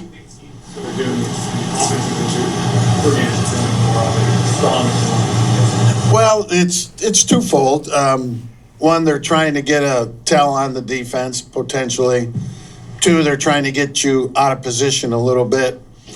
Hopefully, they're trying to disguise their final formation and their intentions. A whole lot of things, and some of it does do that. Some of it, and there's certain calls that we're in, or any defense is in, they could do cheetah flips with their motion. It ain't gonna matter. There's other calls where it does cause a little problem. We always hear that eye discipline is so important when you're dealing with that. How do you teach eye discipline? Repetitions. You got to see it in practice, and they got to experience it. Because it is. You're right. You got to see what's happening. It all depends upon the call you're in and what technique you have as a player, where your eyes need to be and what you need to respect and not respect in certain calls. As an edge player, there's certain calls they could do whatever they want. We're just going to ignore it. There's other calls where they got to respect it. So, and that's just repetitions. What's the next step for Nolan Smith? Just stay healthy. Nolan's year last year was choppy because he had some injuries to deal with. He missed 5 or 6 or 7 weeks last year. But I'm very confident. I thought both him and Jalix had great days yesterday. But Jahad Campbell, how much more can he handle in this game in year 2? That remains to be seen. Again, it's been choppy, but we're confident he can do it. How about Zach Bond, I guess? Pretty much. How about Zach Bond? He may end up there on occasion, but as a full-time player, yes. With Zach Bond, I guess, how much more can he handle this year compared to last year, especially as you build continuity with the system? Oh, he can do whatever we want him to do. He had the experience the first half of last year of being the main signal caller when Nakobe was out. So he'll be that now this year full-time. Whatever you ask Zach to do, if he's not good at it right now, he'll fight through to get good at it. What do you see him from Moro Ojomo? Yeah, I like him, How he needs to save some money for him, too. Trot got some first-team reps at linebacker yesterday. Is that something you want to see, or is that just a natural rotation? We'll mix and match it all the time. I think it's very important in training camp that you're not always working with the same guy next to you.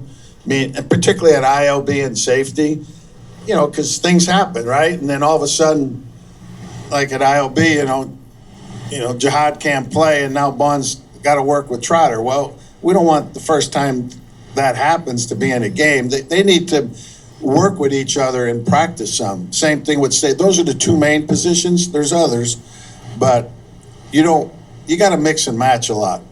Yeah, just off this, who's replacing Reed in terms of communicating in the back? Who will be the guy communicating for the safety? Reed right in terms of, yeah. That'll be both of them. When it's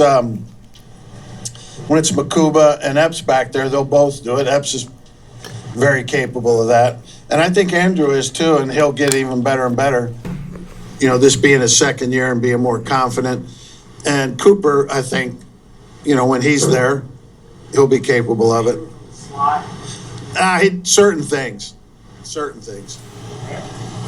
Thanks, Vic. All right, so we brought in this stream. My homie had an album, so we're gonna listen to that, and then we out. So wait, what started as 5 minutes?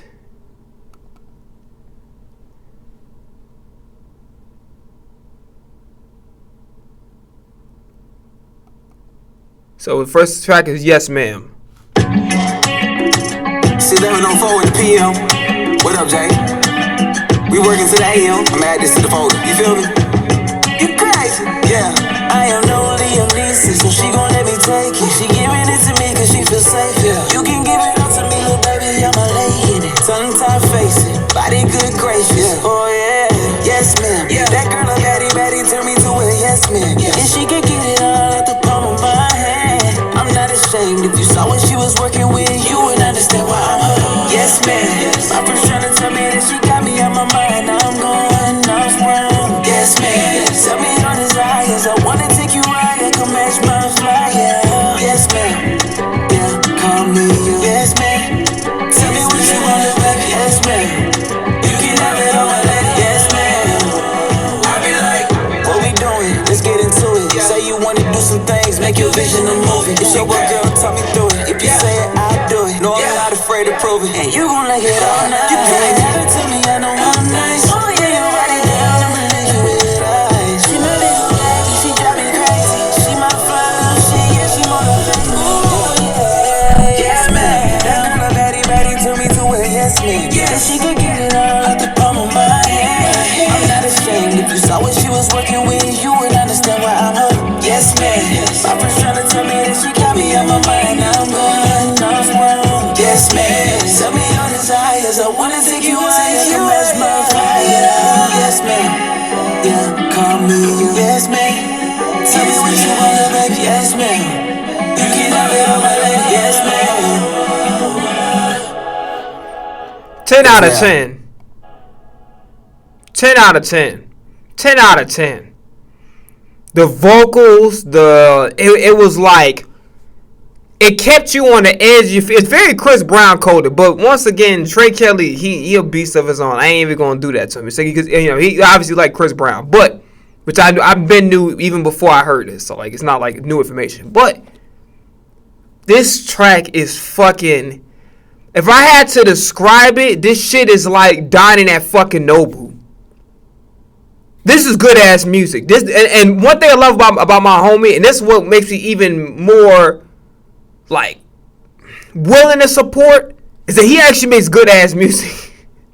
So it make my job easier. Like we don't know each other perfectly like that. That's my homie. He when I tell you this man support always. I remember I was going through some shit. I told y'all a long time ago. I was going through some shit, bro, and it's like he was the only person that responded. The only person. I post my shit. And now I don't do that no more. You know what I'm saying? When I go through my shit, I just do it offline. But when I did, he was the only person that responded. So at the end of the day, I definitely had to show my support. But it make it even worth it. It really put a smile. Like when you got a friend that know how to make good ass music, it make your job easy to support. It's like, bro, you just like. You're not even just supporting as a homie. You support because this shit is actually worth your fucking time. You know what I mean? And it make like this shit is 10 out of 10. Straight up. Like it kept you on the edge of your seat with the flows. The production was really good. The background vocals. This shit is a 10 out of 10. I like it. Yes, man. Yes, ma'am. 10 out of 10 song. I like it. Very good. Very like we talk about a way to like really hit home. Like you talk about an intro. I think this is the intro track. I think. Let me, yeah, that's the intro track. Woo!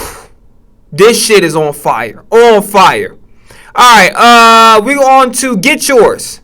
I'm committed to screaming my name. I'm in a box, I beat it out the frame. She knew exactly why she came away. This shit feels like, and I don't mean to cut it off, but this shit feels very mindless behavior coded. Like I'm not saying he's copying that, obviously, but I'm saying like the way that the instrumental is in the beginning and the way he's coming in, it put me in a mind of mindless behavior for some reason. You know I ain't selfish, cause I'ma make sure that you get yours.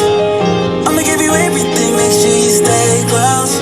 Yeah, this is fucking remind me of mindless behavior, especially with that guitar riff. Like it's very fucking mindless behavior coded with the beat, and then the vibes is giving off. I like it though. We gon' do some things, make you fall in love. I'ma make you feel special. Leaving them niggas on it. You're such a freak, you're such a freak. You can spend them easily.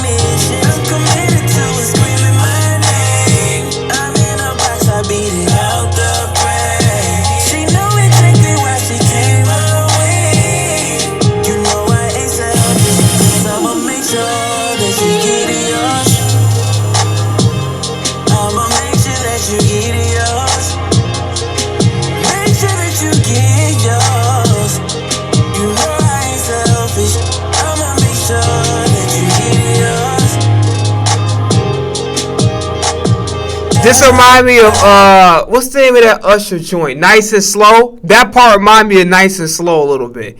This shit is so fucking good. I'm gonna let it finish out. I'm gonna do my thoughts after.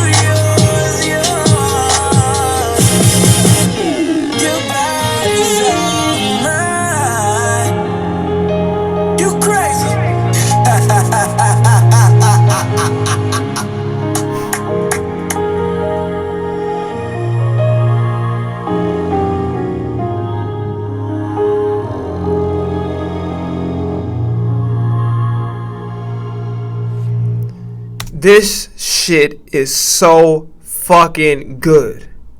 Future, no disrespect. Everything you do is cherry on top as far as your legacy is concerned. Drake, same thing. Some people, same thing. You niggas should be ashamed of your fucking selves. All you mainstream niggas need to be ashamed. Both R&B and hip hop. Specifically, I'm talking to y'all niggas. Pop too, but specifically R&B and hip hop. You niggas need to be ashamed. Pop too, to an extent. But hip hop and R&B, you niggas need to be ashamed of y'all motherfucking selves. Cause there's no way my homie make better music than y'all niggas. It should not be. Production, immaculate, majestic, the vocals. I would have ripped a little bit towards the end, but that's just my style. Man, I was a little bit thrown off with the laughter at the end, but it's his choice. I'm not mad at it. I'm not like in a complete agreement to it. To add that in there, I wouldn't have did it, but I'm not mad at it. This 2 songs in, another 10 out of 10. Y'all niggas should be fucking ashamed of yourselves. The effort y'all putting into y'all work, the care that you're putting into your work, you niggas should be fucking ashamed of yourselves. Straight up. Ashamed of your motherfucking selves. All of y'all niggas. Cause this my homie don't got y'all resources. Y'all niggas signed the labels, all that. You got the budget. Y'all bitch, the budget big than the motherfucking Atlantic Ocean out this bitch. Bigger than all the Great Lakes. Lake Huron, Lake Superior, all the motherfuckers together. And he make better music than y'all. Y'all should be ashamed of yourselves. Real shit. Y'all really should be ashamed of yourselves, bro. There's no fucking way. He make better music than y'all niggas. And I'm not exaggerating. I'm not bullshitting when I say this. And I'm not glazing. I'm dead ass serious. I'm so fucking serious. The attention to detail, the production, the vocals, the writing, the arrangement, the composition, fucking A1. This is 2018 Patrick Mahomes, nigga. This is fucking 2022 Jalen Hurts. This is 2017 Carson Wentz, nigga. This is fucking 1984 Dan Marino. This is 2014 LeBron James. 2015, 2016 LeBron. This is fucking 2015 Steph Curry. Like, bro, this is fucking 1989 Joe Montana. Bro. This is fucking 1997, 98 Terrell Davis. This is 97 DMX. Like, this shit is fucking immaculate. Immaculate. Immaculate. Next song. Too Much.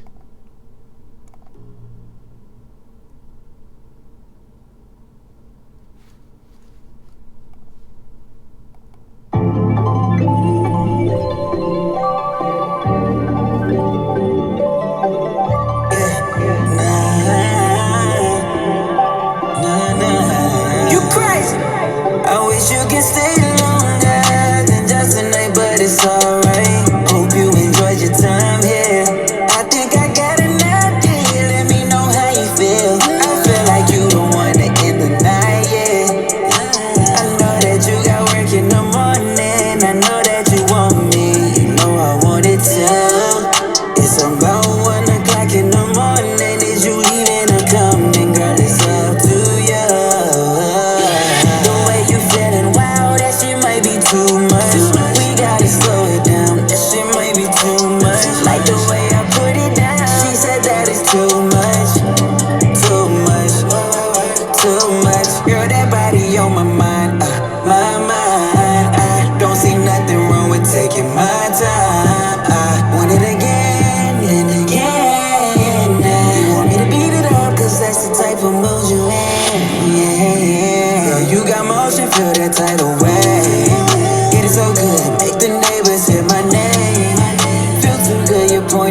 Cause girl, don't blame me for you calling me. Cause I know that you got work in the morning. I know that you want me. You know I want it too.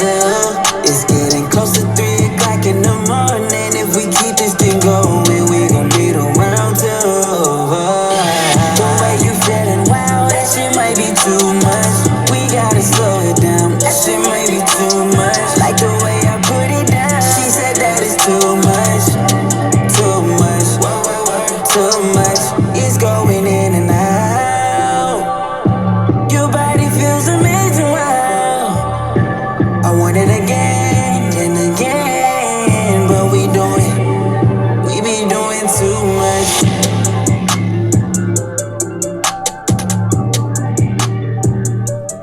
Okay, this song is about. I give it a 7 to 8 out of 10. It's not bad, pretty good, pretty damn good song. I would say the hook could have been a little better with too much. Could have been a little bit bigger, a little bolder. I would have added something towards the end, maybe a little harmonizing with maybe. It's some shit you do with the EQ with the telephone effect you could probably do. I would have added something like that towards the end. And the hook probably would have been a little something more melodic, a little catchy, and a little bit more of like a grab your attention.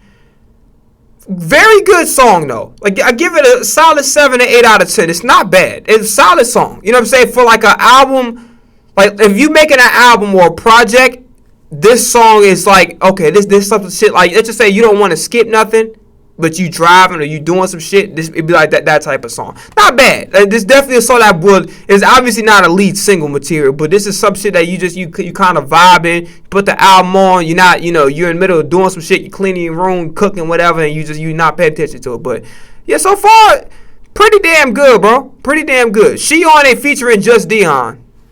That's what we on right now. Yo, I'm outside. I'm in the club right now. Wait a motherfucking minute! Wait a motherfucking minute, Trey! Wait a motherfucking minute! I don't know if you found that on your own or you got it from my social media. Because if y'all, for context, that's the creepy ass nigga that be go on social media and talk about how girls don't want him, yet this nigga lips like the motherfucker been stuffing powdered donuts, and then he say the most vile shit. Meanwhile, I got flagged for telling fucking jokes. You know what I'm saying? The double standards is fucking crazy. But this nigga go on talking about how he want to do weird shit to women because he ain't getting them. Trey, we gotta have a conversation, brother. Cause I don't know if you got it from my social media or you found it on your own. Either way. I peep game.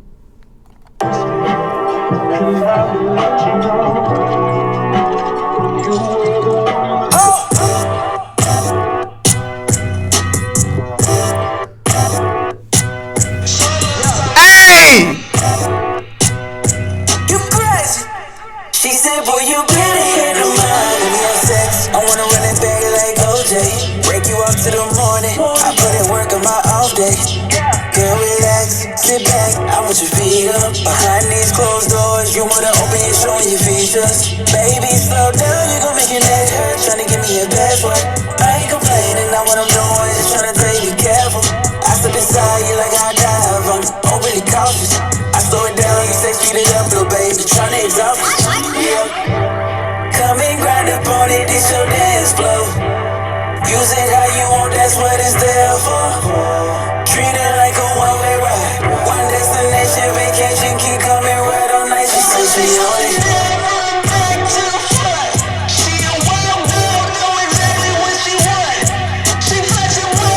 This is very 2014 Life of Pablo. No, My Dark Twisted Fantasy. This music reminds me of like a sweet spot, like when Rihanna really took over the game. Like I would say early 2010s. Kanye West, My Dark Twisted Fantasy, all of the Lights era, like that sweet spot between, I say, 2012 to 2014. This is what this reminds me of. So good though.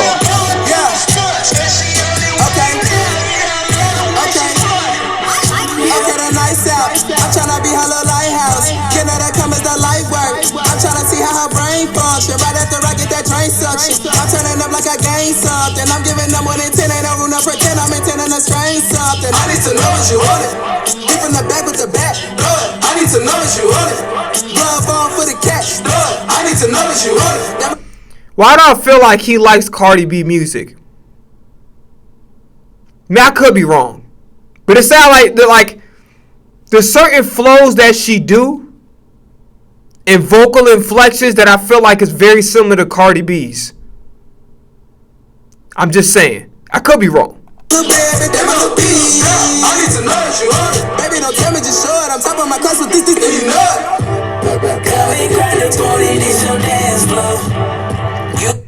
This part right here, when he did whatever he was doing, whatever effect it was, I forgot what it's called, but I would have let him just finish that out.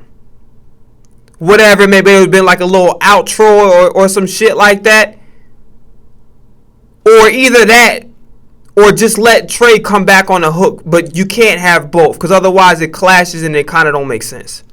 Tell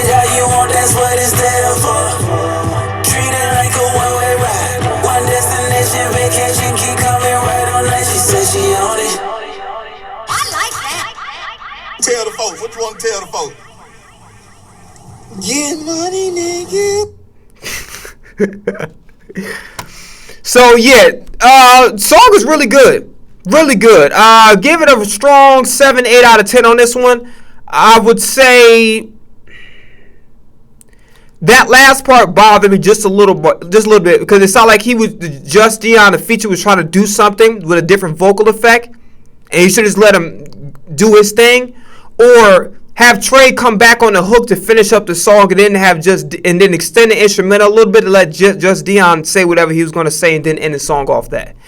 The sound bites is pretty cool too. Good song. All right. Want From Me. That's the next song. You crazy. Looking like a star tonight. She got me lit on wishing on the star tonight. Whoa, whoa, whoa. Gotta play my cards right. We all day, that's the space, we been it all night. Making my mission, take your heart and make it all mine, girl. I promise to always love and adore you. Just stay close. You mean the world to me. And my whole plan is give you everything you want. Take you there. I wanna know your thoughts, your dreams, your future, baby. Tell me that you see me by your side. I hope I'm the first and last thing on your mind. If that's the case, then she get whatever she want from me. Whatever she want from me. Whatever she want from me. She get what she want. Whatever she want from me. Whatever she want from me. Whatever she want from me. She say she the man to lie. She fine too and she fine too. I know just how to hit that spot. Whoa, whoa, whoa. I'm shooting my shot like I'm on the clock. If I don't get it right now, you better believe I'm spinning them block. Making my mission, take your heart and make it all mine, girl. I promise to always love and adore you. Just stay close. You mean the world to me. And my whole plan is give you everything you want. Take you there. I wanna know your thoughts, your dreams, your future, baby. Tell me that you see me by your side. I hope I'm the first and last thing on your mind. If that's the case, then she get whatever she want from me. Whatever she want from me. Whatever she want from me. She get what she want. Whatever she want from me. Whatever she want from me. Whatever she want from me.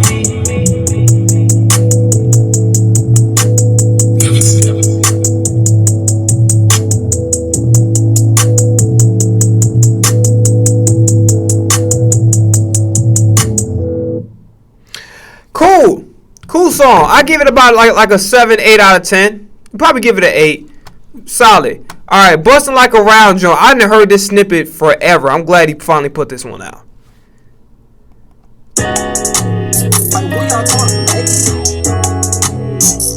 This shit remind me of like fucking Retta and like Lancey Foe like type beats and shit. It's kind of fire. I like it.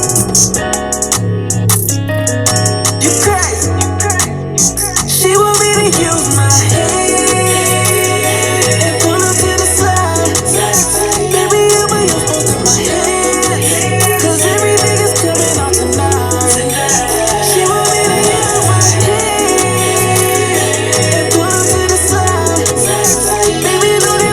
On this part right here, instead of having like the one thing, have the ad libs be fully stacked and in your face, so you can kind of feel the power. So you could like have everything put together.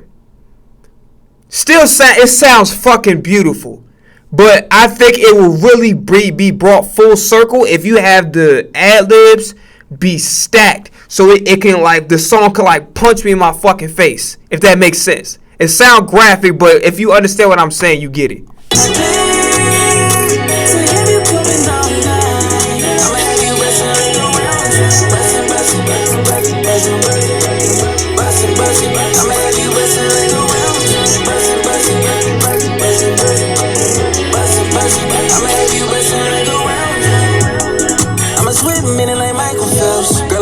Going coast to coast, no vest, I don't need no help. Been a minute since I've been inside you. Only a day, but you about to blow. Sky, pull out like skirt. I make your hair fix, so calm your nerves. No spice to the V and I don't care. Stay on display, cause I need it there. Right now, one window shopping, but got money, I can spend. I keep it dripping like. You know who else is remind me of? There's a producer that I fuck with named Grezzo. Grezz. Is it 3 Z's or is 2 Z's? Let me look it up real quick. It's a producer named Grezzo. I think it's 3 Z's.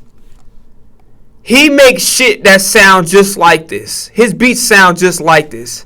And that's probably why I like it so much. Part of the reason why I like it so much too.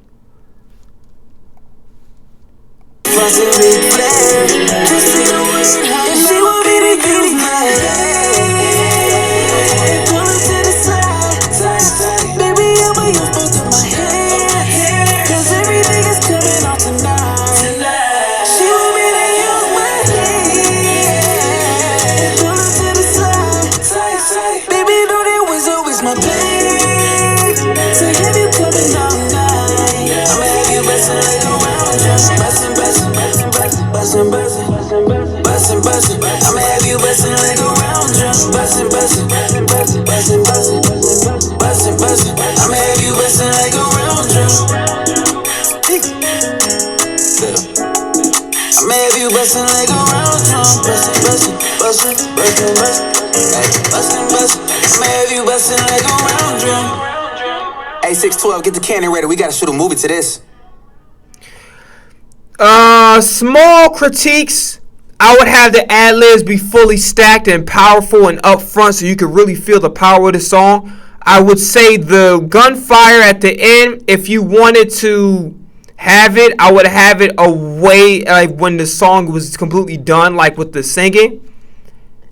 And I probably wouldn't have added guns. I probably would have just like played around. I probably made like gun noise, like pew pew, like some stupid shit like that, just to have fun with it. Because I feel like you adding gunshots here, it kind of like this song is like very happy, so it kind of like doesn't go with the vibe that you're looking for. Either way, I feel like this song was so good that even though I gave it like 2 critiques, I would give it a 9 out of 10 just because the ear candy and the vocals, it's fucking immaculate.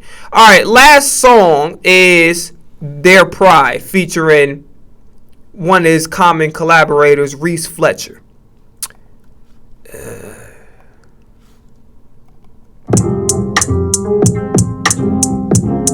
Yeah. Take a look, Ashley.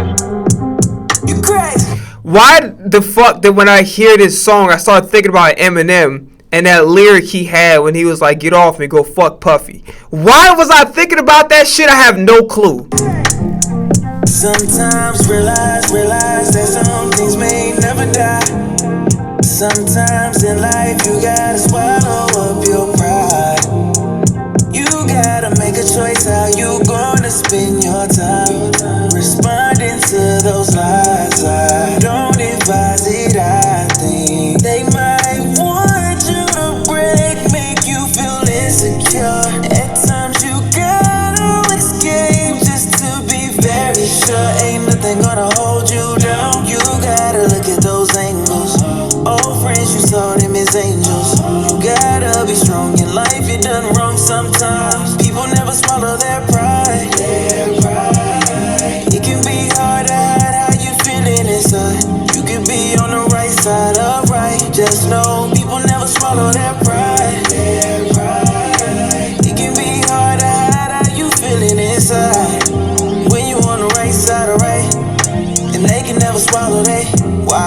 get the credit for keeping my composure. When you be talking out the side your neck, I gotta take it on the chin like a soldier.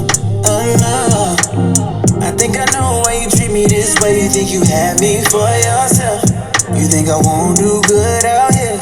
You think I'm talking for my health. No, you gotta understand one thing, I don't need nobody. That part I would have liked, because he touched upon a concept that I really thought he could have brought home with a little bit more advanced writing. So rather than saying surface level, he could have went just a little deeper on that subject and thought of some really clever lines that really hit home, because this is definitely a relatable subject. Just a small critique on that part.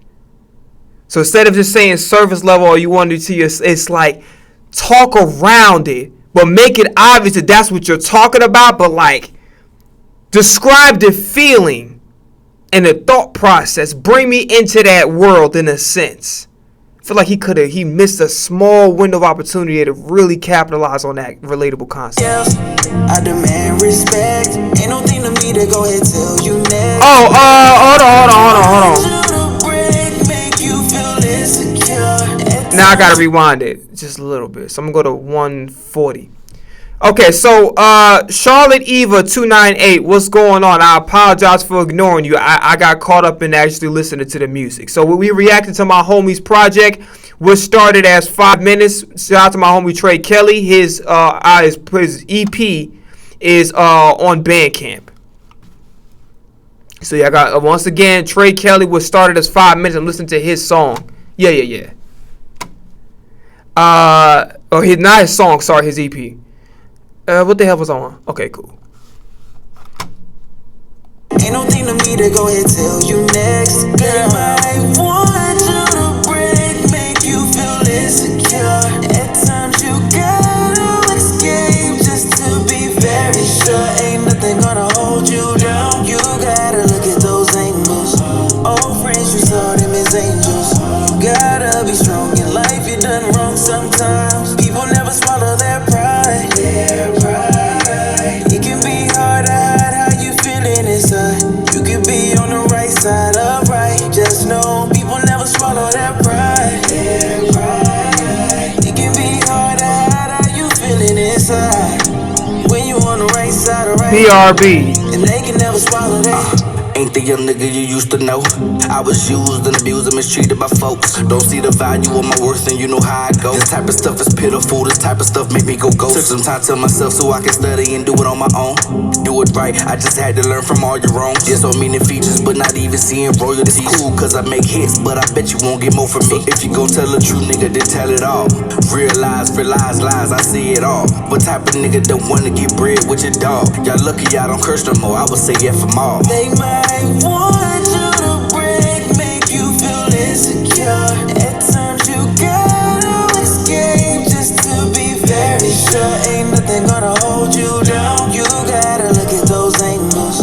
Old friends, you saw them as angels. You gotta be strong in life. You done wrong sometimes. People never swallow their pride. It can be hard to hide how you feeling inside.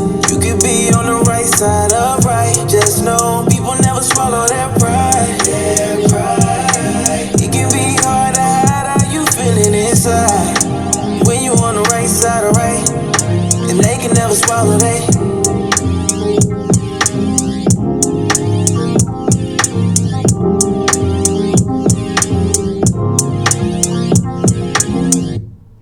Okay, so that was the project. Once again, was started as 5 minutes by Trey Kelly. That's my homie. Shout out to him for a fantastic project. This was a very enjoyable listen. A lot of you mainstream niggas need to be ashamed of yourselves because he don't have as much resources as y'all, and he whooping y'all ass with the music, the production, the attention to detail, the vocals, the singing, the harmonies that he's placing is fucking top tier. This is elite level music. This is professional work.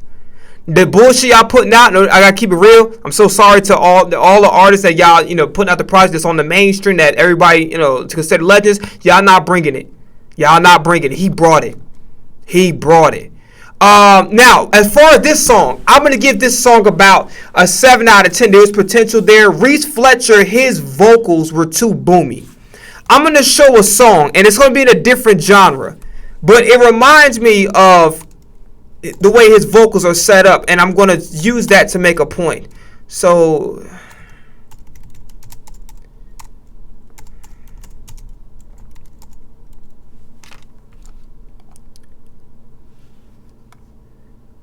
do they have the okay, the playlist, cool. So it's a song by Sheek Luch called Hood Nigga, and I don't know whose vocals it is. AI agents. Well, hey, don't be scared. Here's how Monday.com makes agents clear. Where you go for drug niggas? You ain't hood nigga. Who ain't no hood nigga? Block, but your routes work. You ain't no hood. It's either good at work or truck. Pass when you play your mouth. Nigga, with your stripes set. So pay attention to how these vocals sound. Pay attention. No hood nigga, with your stripes set. Where your black bitch, you ain't built like that. You ain't got no hood pass when you play your night set. Say you keep that toolie on your nigga where your pipes at. Niggas doing time, bitches, they don't get no kites back. Niggas trying to look at some pussy where your night set. Pork and beans and wieners, ramen noodles and a chopper hoe. 8 niggas, 1 room, re-up in the locker hoe. Hoping we don't fuck it off. City. Who is this? Is this Trey the Truth? It might be Trey the Truth. Let me just look it up just to confirm it. It might be Trey the Truth. He had that song on Madden 07, I think.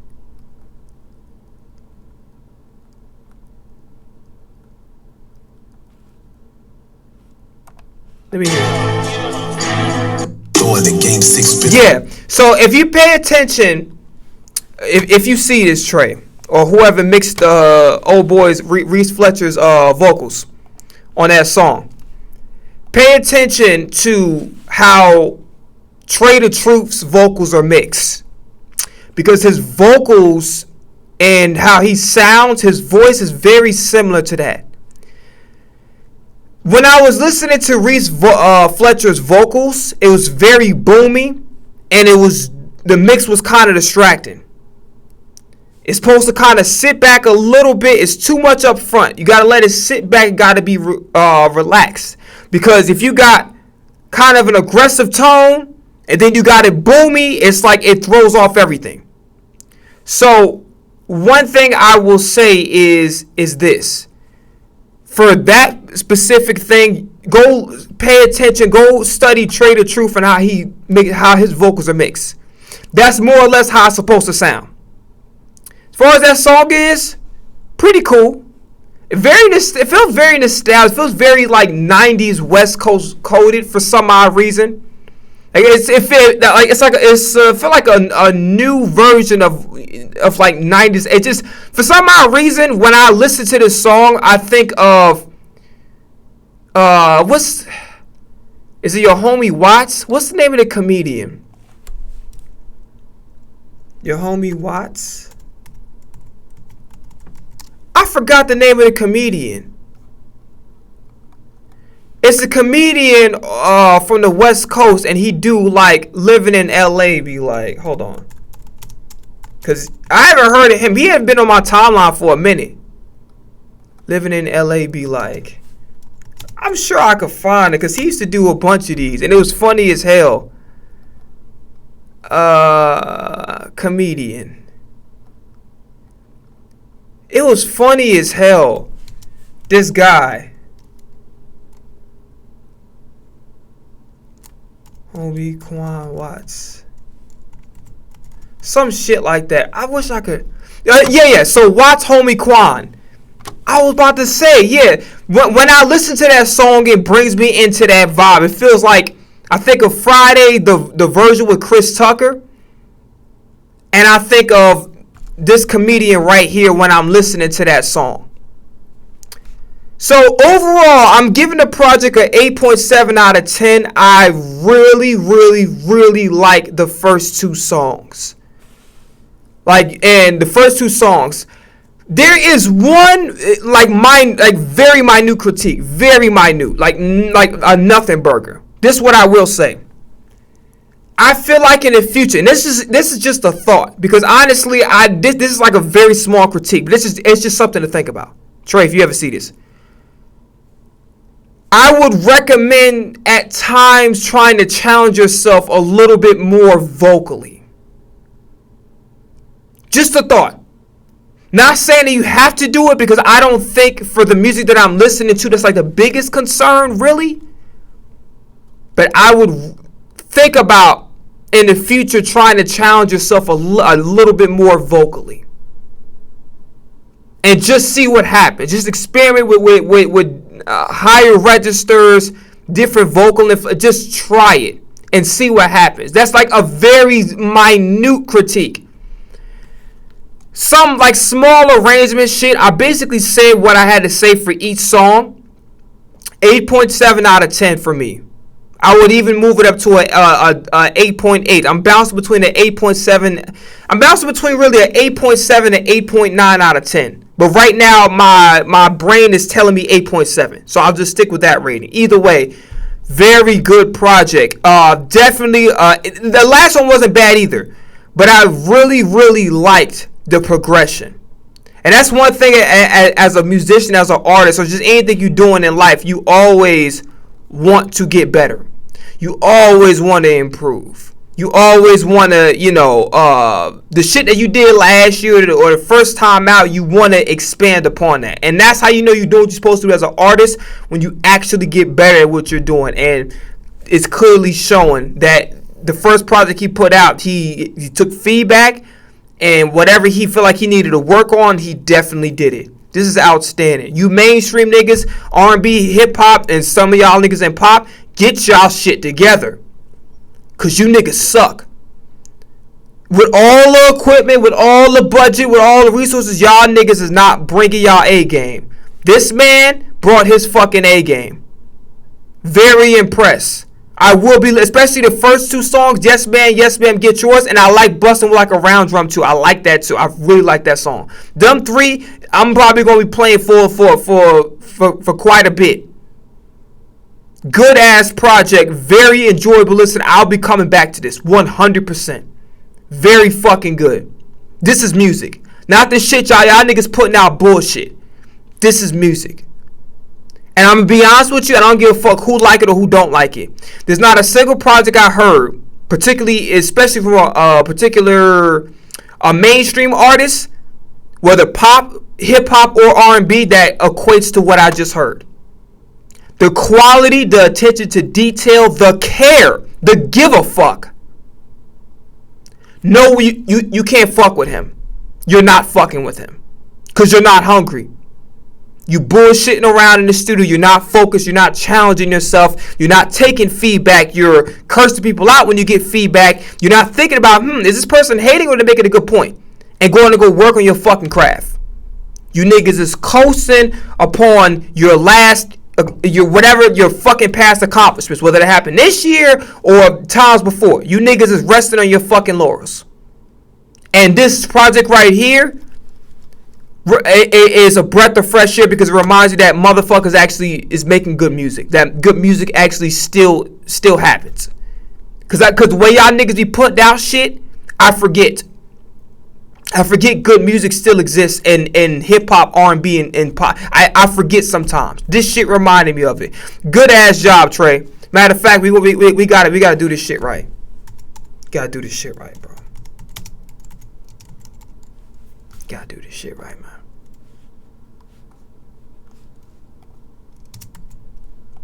Gotta do this shit right.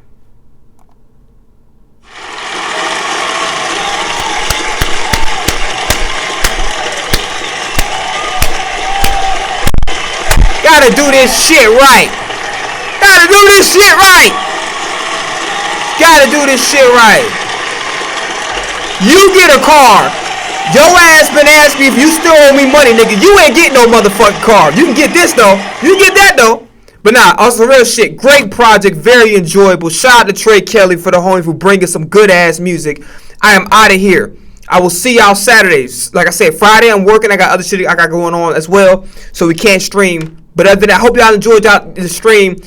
you know, I thought it wasn't gonna be as entertaining, so I felt disappointed. I felt like I was shortchanging y'all, but we end up bringing it like how we always bringing our A game to every stream, whether people watch it or not. It don't fucking matter. We gonna stream, and we'll get back to piano on Saturday as well. So we out of here, man. Enjoy the rest of y'all day, man. Y'all week.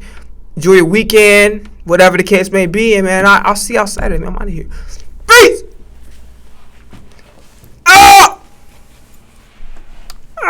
Let me start. Get the fuck out of here, man.